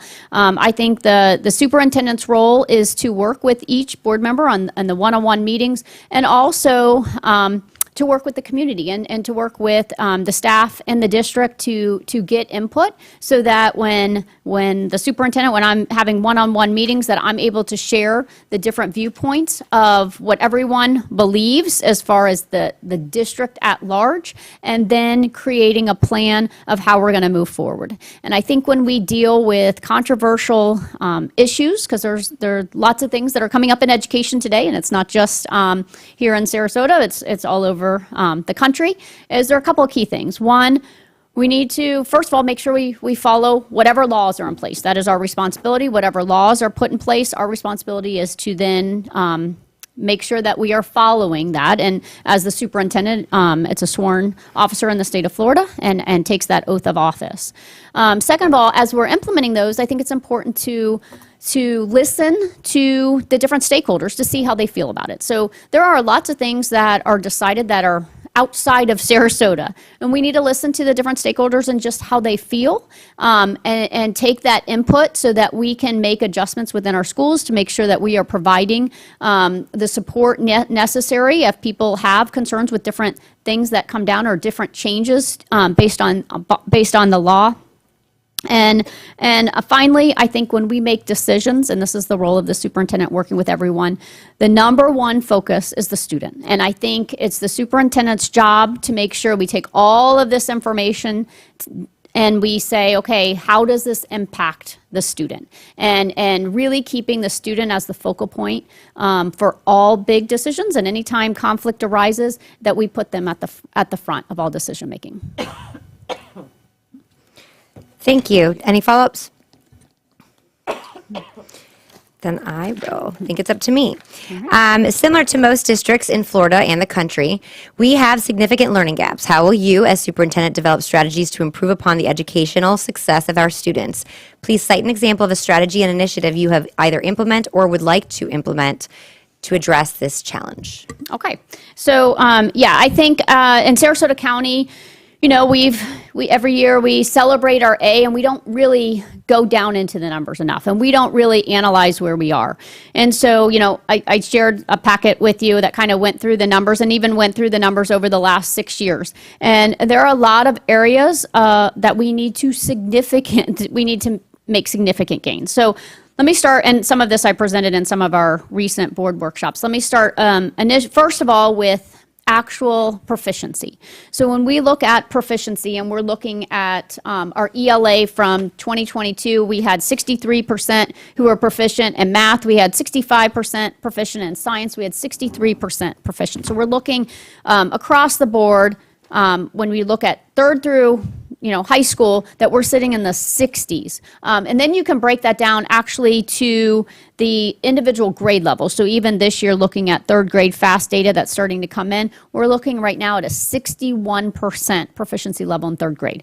We're looking at 6th, 7th, and 8th in the 50 percentile, where we have 54, 55, 56% proficient in reading. So what I shared in a recent board workshop is we need to get back to tier 1 instruction. When we have so many people not passing, we are not doing the right thing with our core instruction. So if we go back to, I think it was around 2005, and the state put in the 90-minute reading block, we had lots of trainings as to how do you craft the reading block? How do you make sure that you're maximizing every single minute that the students are in the classroom?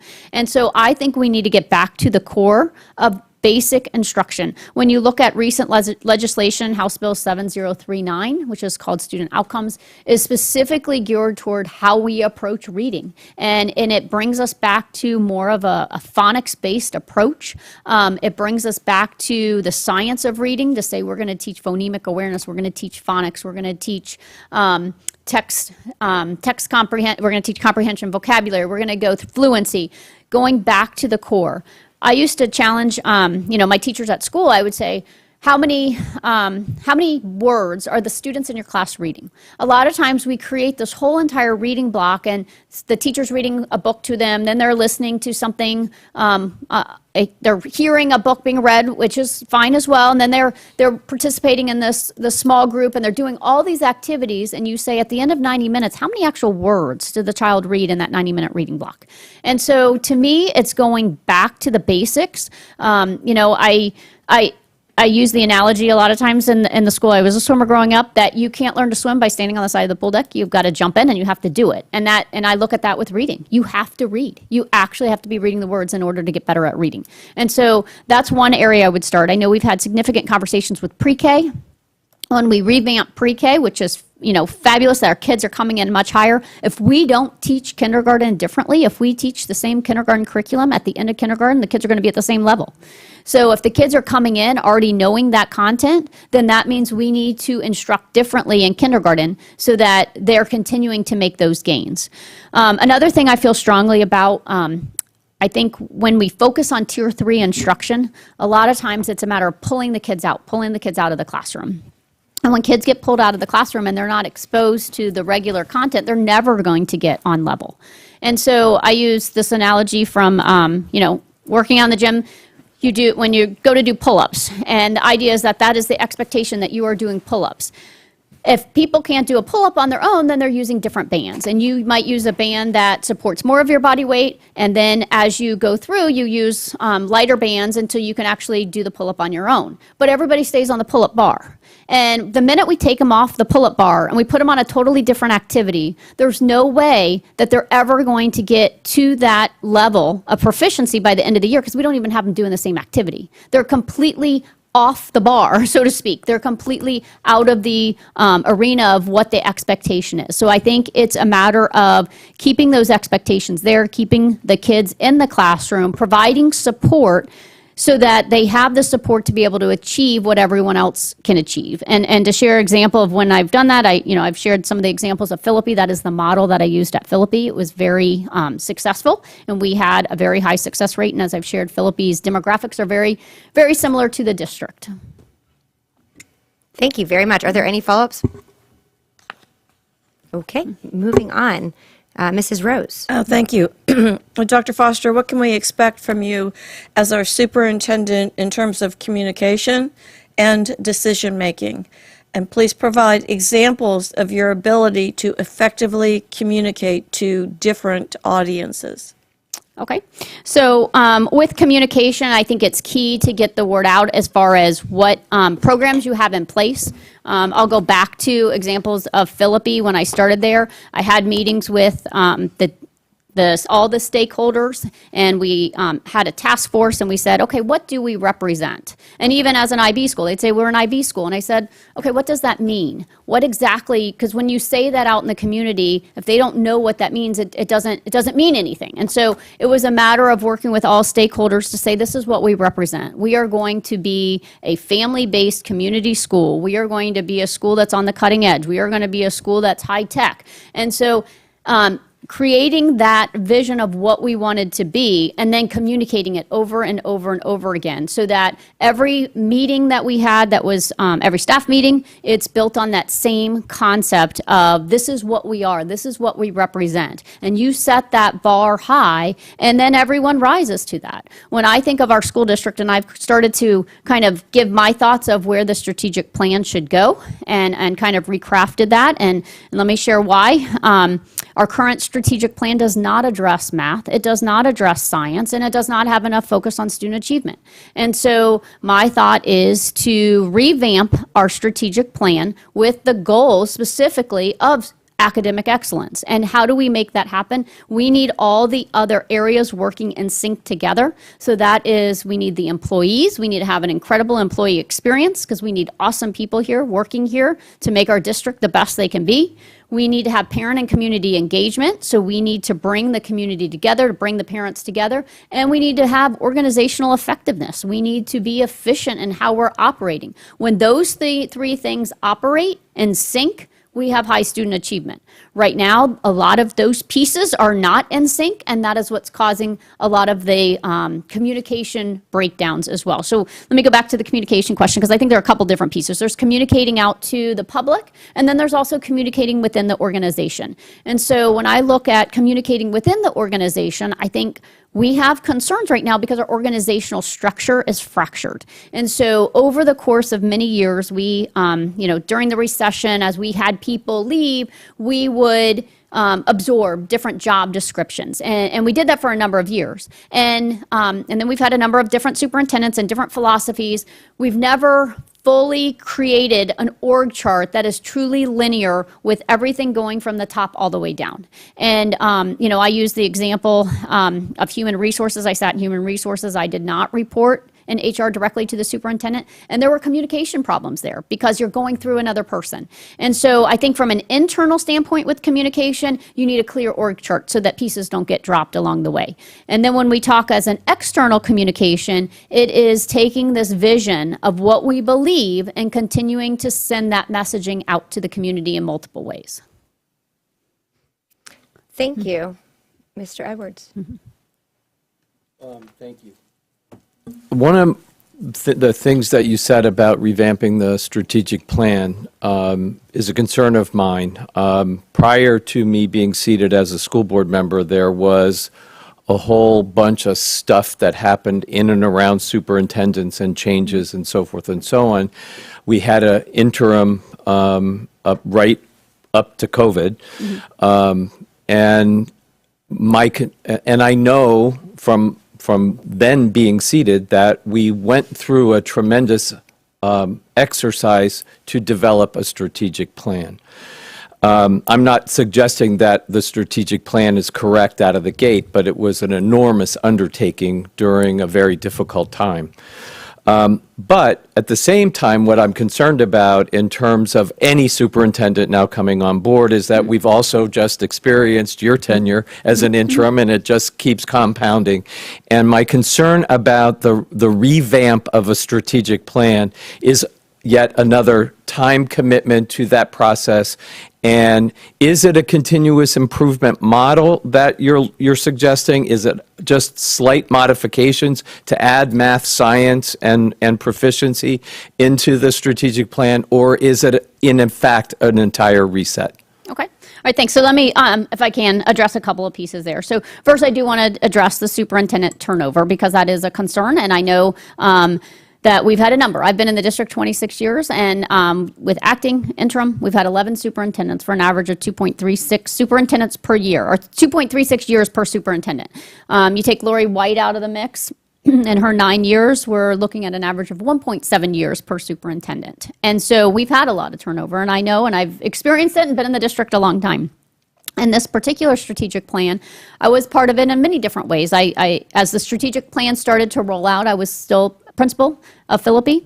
And then I came over here in human resources, actually was the strategic lead for goal 3, which is to recruit, retain, and recognize a premier workforce, and then have served as the interim role and also as a parent. So I've served in the district in a number of capacities with this particular strategic plan. As looking at the way it rolled out, I think we did a lot of great things of collecting information. I think when we went to actually craft the strategic plan, we didn't have the stakeholders at the table. And so the strategic plan ended up being created at the district office. And I think there's a disconnect with what's in the strategic plan and what needs to really happen.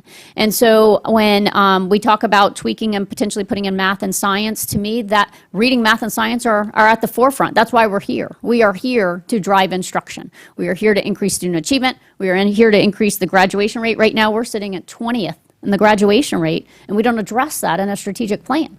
And so middle school acceleration, I know, Ms. Rose, when you were there, you significantly increased middle school acceleration.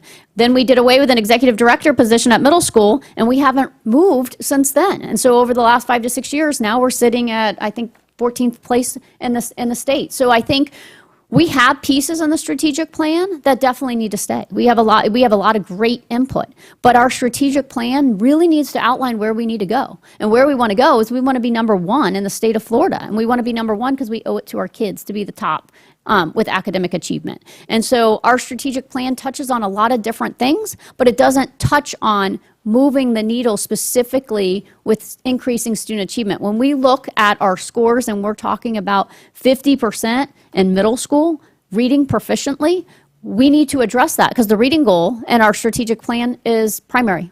It's based at the primary level. And so the fact that we have a strategic plan that doesn't address that only 55% of our 6th, 7th, and 8th graders are reading proficiently, to me, I think with a child going into middle school, I want to make sure that our plan addresses that. So I think there's a way to go about it. It doesn't have to be as extensive as it was. I believe in doing a lot more things in-house. We had contracted out someone. I don't think she ever set foot in Sarasota. Every time I connected with her, she was in Washington, D.C. And I think that we are able to create that, take the input that we had. We had great town halls. We have a lot of feedback. I think everyone knows where we want to go. And putting the pieces in place, we're putting together a team of bringing principals, teachers together to say, hey, where do we want to go? I don't even think the process should take that long because I think we all know where we want to go, but we need to get a strategic plan that moves us there. But I think we can incorporate a lot of pieces that are in there. There are a lot of great points that were brought up that the community is passionate about. So am I hearing then you would rewrite the strategic plan and start anew? Yes, that would, I would, yes, that's a correct statement. Before we go to the next question, I do want to ask a question because, when we go through these questions, they're somewhat pre-canned, and that's why I did want to afford the opportunity for back and forth, or at least follow-ups. But there is one, elephant in the room, which is you are our interim, so you have the benefit of knowing this district, being able to come with a lot more detail. But then there's also the negative of that you're sitting as interim, and there may be some things that either you didn't execute or wanted to execute. Can you speak to that? Because I think that's important as we talk about the time you were here, change, if there were changes that you wanted or weren't able to make, et cetera. So can you elaborate? Yeah, so in the 4 months, I do feel that we made significant progress as far as moving different programs forward. So I'm just going to give a quick overview. I signed with Exceptional Learning Solutions to do a programmatic review of our ESE. I know I've touched on that already. That is something that has been brought up in our district many times, and that's a big concern as far as how our ESE students are performing and to make sure that we're providing a continuum of services across the board. I brought the technology solutions. I know when that was initially proposed, it was, okay, maybe we'll start with student information systems and, maybe in a couple of years we'll roll out the business system and do one at a time. I said, no, we're going to use ESSER dollars. We're going to get it all done in one time. So we've got the technology system in place to completely revamp all of our solutions moving into next year. The organizational structure, I proposed an organizational structure that I really think will create a system of accountability and transparency to truly move student achievement forward. I've had conversations with different stakeholders in the community regarding our land that we own and land that we need. We are growing at a very rapid pace, and we need to make sure that we're prepared to have schools open to account for that growth.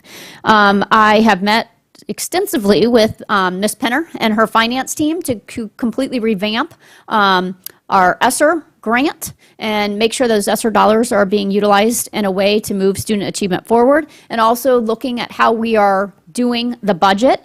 I've revamped the Summer Leadership Institute, and this one I think is a key piece. So the Summer Leadership Institute over the years has kind of dwindled to, last year I think it was a half-day program.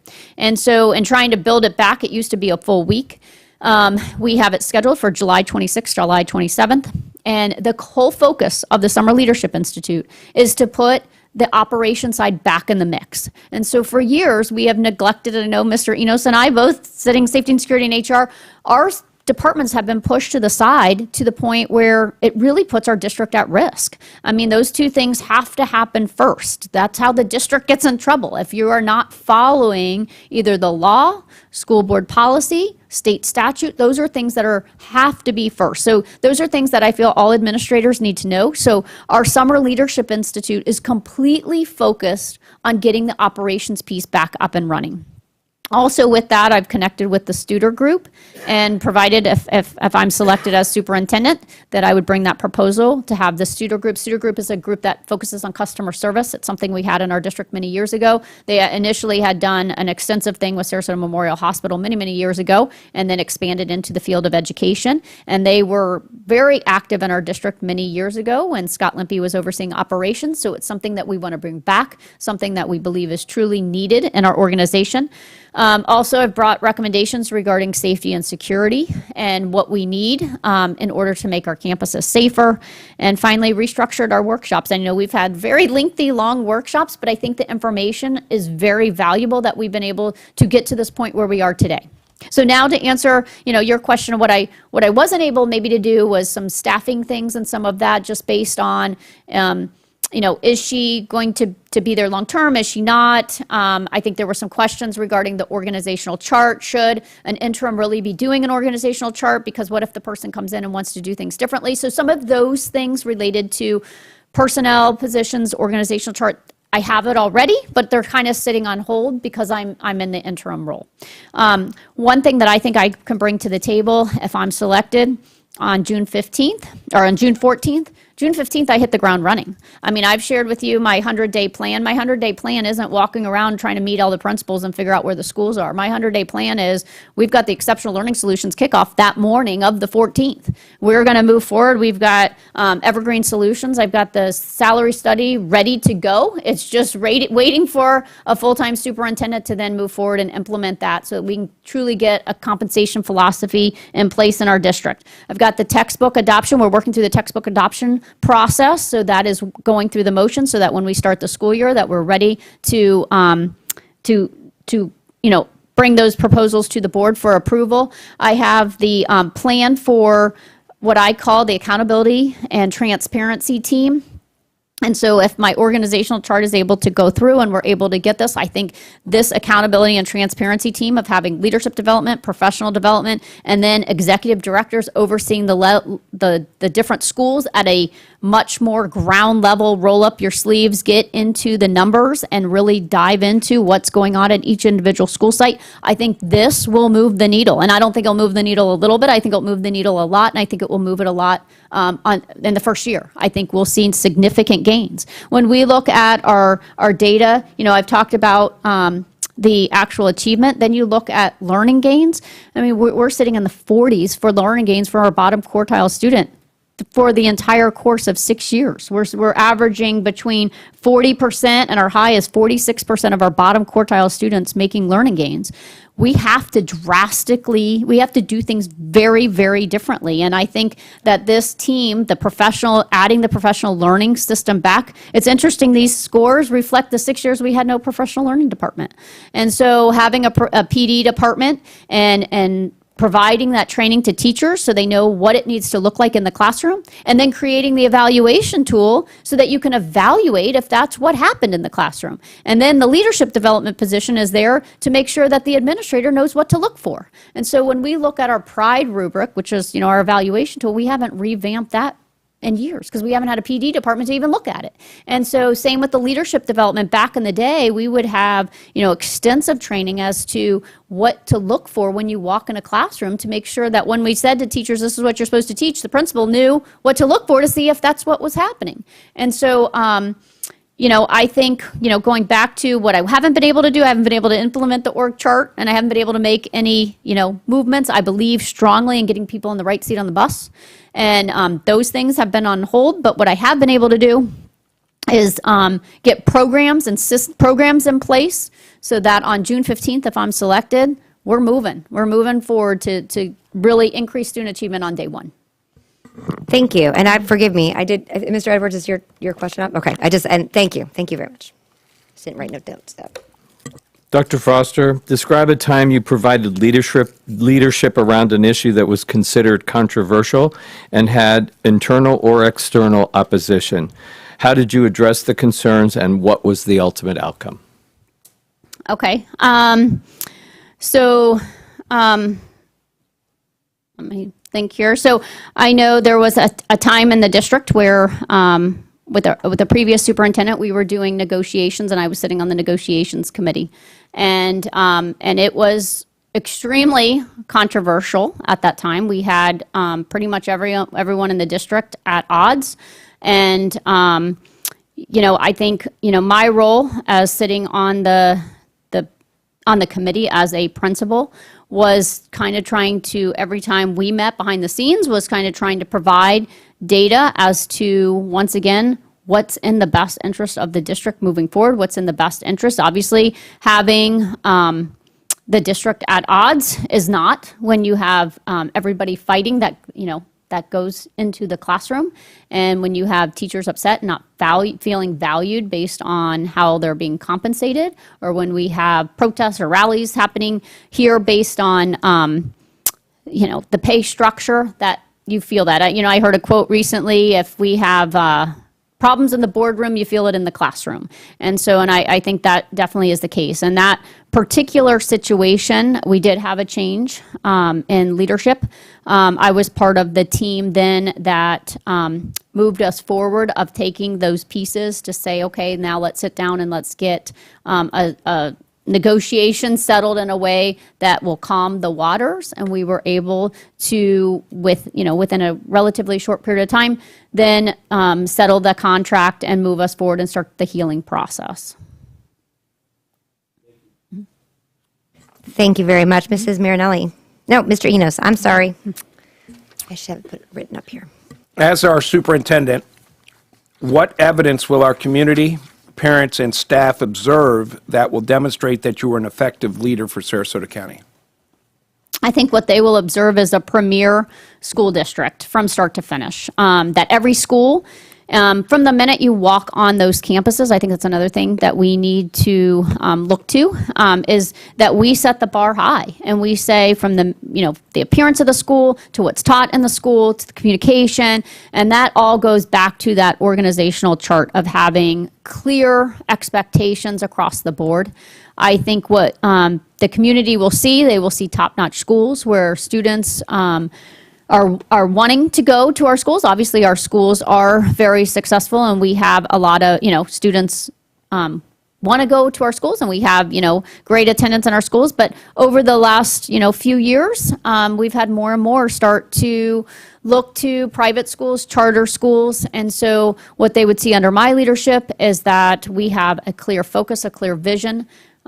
We would lead the state. When I look at the scores, and I think sometimes people even say, oh, we can get to second because St. John's is number one. There's no reason we can get to number one, because when you look at their scores, even their student achievement of their bottom quartile, we can make significant gains there. I mean, we're sitting in the 40s. You add 30% and you get us up to the 70s. Right there, we're past them as well. And so I think you will see a top-notch district from start to finish. That and you'll see me out and involved in the community, interacting with the stakeholders. At Philippi, that's what I've always done, has been extremely active, visible. The principals in our school will be visible. I started every day in the bus loop, and parents were able to, walk up and drop their kids off in the back of the school, and the buses would come up, and I spent, every afternoon in the parent walk-up line where parents would walk up, so I could talk to parents every single day, so that you're out and you're visible, and to me, that's what it is at each school site and throughout the community, that our schools, the more successful our schools are, the more successful our community is, and vice versa, and that we work together and as one. Thank you. Are there any follow-ups? Mrs. Marinelli. What importance do you place on standardized assessment results, and how do you leverage those results to evaluate programs and design staff development? Okay, and I think, standardized scores, I think they show what kids are learning. I know when I started at Philippi at the time, the scores were not good. And some of the staff at the time would say, well, we're an IB school. And I'd say, okay, what does that mean? Well, we teach the whole child. I said, okay, well, if you teach the whole child, then it should reflect in the scores. And so it was a matter of a mindset to say that we're going to increase our performance. And so when you look at different programs, and I think when we have multiple programs that are happening in the district, I think we evaluate our programs to see, at the end of the day, our goal is to increase student achievement. So if we're doing Summer Learning Academy, if we're doing different things as far as now offering the LEAD program, if we're adding certified school counselors, all those things should lead to providing support for the students so that the students can be more successful in the classroom. And so ultimately, all the accountability metrics would still be based on student achievement. So I think sometimes we dive down into like a specific department, and we would say, okay, I'm transportation, and then the metric might be just related to transportation. But at the end of the day, it needs to go beyond that. So yes, we want to monitor, are the bus routes getting to school on time? But then what impact does that have? Because the students are always there on time, what impact does that have in the classroom? How many minutes are the kids having in the classroom, and what impact does that make on student achievement? I have a follow-up. Because of all the multitude of programs we have, which to me seems to be one of the hardest parts when we go to, so there's standardized testing, certainly at the state level. We also have our various progress monitoring tools. But how do you narrow down, what's the process of looking at various programs and how they are in effect achieving, what their role is to achievement, and weighing which ones we keep or not? How does that work? Yeah, and I think, one thing that we potentially have done too much in our district, we have too many programs going on. And I feel like teachers feel as though they're being pulled in a million directions. They're being pulled out of the classroom all the time to attend trainings for all these different programs. I taught in our district 8 years, and I was never, not one time, pulled out of the classroom on a student day to do a training. So I think we need to get back to having people in the classroom. Trainings need to happen after school, and we need to focus on which trainings that we really need to have, which ones are actually working. I think some of the things, and I'll go all the way down to pre-K to third, because that's the big focus right now from the state of Florida, is we need to get back, as I've shared many times, to the basics. It's just a matter of breaking it down. Let's talk about the reading block. This is what's supposed to happen in the classroom. I think all these different programs come out, and it's, that you could do this, and this has this results, this, and it all goes down to the basics as to having the kids read, and if there are concerns, then using program X and A, B, and C, and that's it. I think we tried too many different programs. I think sometimes we get to the point of we try to sell something. The scores don't show it, but yet we try to keep saying over and over, but I really like this program, I want to keep it. And it's not personal. If the program's not working, the program's not making the academic gains that we want to see, it's not a personal thing. It's a matter of we need to do the program that works. And so I think having those candid discussions, I think sometimes we let programs last for so long that then it becomes even harder to pull them away, because now we've had it for 6 years and we say, oh, we've done this for 6 years, or we've done this for 10 years, or maybe it should have been pulled after year 2 or 3. And so I think when we look specifically of how we're going to increase and increase the third grade reading score of 61%, it's going to be going more back to basics, having the teachers in the classroom, having the teachers work with the students, and having the students read. And that, I think, will show significant academic gains. Thank you very much.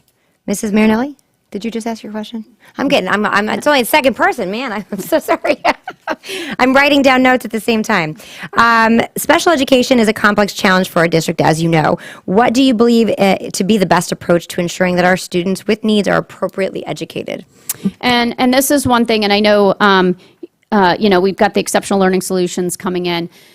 I think one of the key things is making sure we have a continuum of services across the board. And that is something we don't currently have in place at all levels. So I'll use middle school as an example. We don't provide some of the programs and cluster sites and other programs that we provide at the elementary level. So for some students, if they're not able to be in a regular classroom setting in middle school, their next option is Oak Park. And then we have Oak Park, bursting at the seams, where Oak Park was designed to meet a specific need for students. And we now have blended that because we haven't properly provided services at each school site. So ESE students have different needs, and I think in many cases in our district, we've tried to say, okay, this is a program we're offering. Everybody has to fit into this program, and we're not offering that continuum. And so the idea of exceptional learning solutions, this is not a matter of pointing and saying that anyone in the district's doing anything wrong. It's a matter of bringing in an outside viewpoint to say this is the way it should look from an efficient manner, looking at different districts across the country, bringing in the experts that the consultants work all across the country, looking at different ESE programs, and getting our ESE programs to a model that services all kids where they are. And I think the other thing that's very important is making sure that we provide opportunities for students to be in the regular setting anytime they can. And so if that's all day, great. If that's during specials, that's great. It's making sure that we're providing those opportunities so that that they're able to, that our ESE students are able to be with other students throughout the day as well. Thank you. Any comments, follow-ups? Okay, Mrs. Rose. Thank you. Dr. Foster, we're very interested in improving upon our status as a very good school district. We also know that it will take hard work and commitment to address our areas of weakness. What are some ideas you have that could be worth exploring as we strive to create better futures for our students? And so the key idea that I have as far as moving instruction forward is the accountability and transparency team that I've outlined a couple times in board workshops. And so I think that is looking at it from 3 different areas. So you have the professional learning area, a couple things that go in that. That's making sure that we are teaching our teachers kind of what it needs to look like in the classroom, that we have an evaluation tool that evaluates whether or not those things are happening in the classroom. Then you have the leadership development area. And that is important because if we're going to effectively move forward, our leaders need to know what to look for in the classroom. They need to know what conversations to have with their teachers so that when they're walking into a reading class and they're looking at the reading block, that they know what's happening. Because a lot of times you can walk in a classroom and it looks good. But when you really dive into it, the learning's not happening. So I think making sure that our leaders have that development. I know I've observed teachers before where, I'll walk in and the lesson's great. And then the feedback will be, hey, the lesson's great, but if you had done a pre-assessment, I think all the kids knew that in the beginning. And so, but one other thing I do want to share about our evaluation tool with teachers, I believe it's very similar to what we want with students.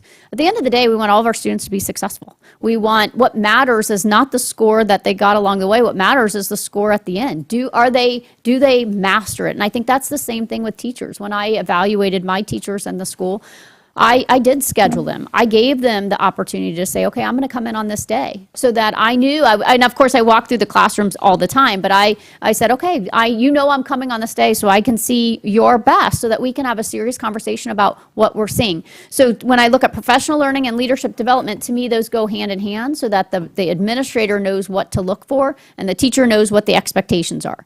And then the next tier of that, or the next part of this circle, is the executive directors that oversee the level. Currently, with the 2 executive director model, it's more of a management model. It's more of a because of just from a time standpoint that the executive directors are only able to do check-ins, versus if we were to switch to this model where they're overseeing 11 to 12 schools, approximately 11 to 12,000 students, that they can really look at the data. So they own the data. So when we say to principals, tell us your data, what was your PM1, what's your progress monitoring 1 data, how are your kids doing, how many vacancies do you have, you say that to the executive director, so that executive director can do the same thing. So as the superintendent, I can say to my middle school executive director, tell me about all the middle schools. Okay, you have 5,000 students. How did they do on Progress Monitoring 1? How did they do on Progress Monitoring 2? What gains did you see? What areas of weakness? How many vacancies do you have in your ELA classrooms? So that they can see it from that angle. The way we have it currently staffed, I don't think the span is not there to be able to have that level of accountability. So I think these 3 areas working in sync is how we're going to move instruction forward. Thank you. Any follow-ups? No. Mr. Edwards. I think you may have covered this, but if there's anything that you want to add, what is your plan for the first 60 to 90 days look like? So, and I outlined it in the 100-day transition plan that actually runs through December. My plan is to hit the ground running. I think like over the past 4 months, we've been able to put a lot of programs in place. I think if I were selected as a superintendent and then had that permanent position that people knew, okay, yes, she's going to be it permanently, then we can really move the ball forward and we can hit the ground running the next day. The other thing I want to share is, if selected, I'm not planning to go anywhere. I plan to retire here, and I have many years left. So if we look at, Lori White did 9 years here, I'd want to potentially exceed that. And so that this is something that not only on June 15th can we start immediately addressing these concerns and move forward, but I'm fully committed to this district. I'm fully committed to our community, and I'm fully committed to the success. I think it's too important to get it wrong. I know the people, the community. I won't let them down. I won't let you down. I won't let my own children down. And they're part of the 45,000 students that we have. And so in the first 100 days, we'll hit the ground running immediately. And all these initiatives that have been in place will continue to move forward. There won't be a pause as far as do they want to continue this this activity or not continue this activity. Things will continue in motion, and we'll get the leadership positions filled, and we'll start moving forward and have the school year ready to start. Thank you. Thank you. And I don't see any follow-ups. Okay, Mr. Enos. What has been your approach to budget development, and how can we be assured that the district priorities are being met? So the last few months, I think, we probably have spent more time on the budget this year than we've had in previous years. And so my thought is to get input from all stakeholders, which I believe that we have done, and bring it back to all the board members to find out different areas of focus that you have to make sure that we're addressing those areas. So for example, in this most recent budget, for example, safety and security, we've addressed pre-K to third grade reading to really put those dollars on what we're hearing from the community, what we're hearing from the administrators and teachers in the district, and then working closely with our budget team. I think we have an outstanding finance team that's willing to rework the budget and bring it back as many times as needed to get the input necessary to make sure that we have a budget that supports student success. Thank you. Mrs. Marinelli. Let's give us a second to write down notes. Great.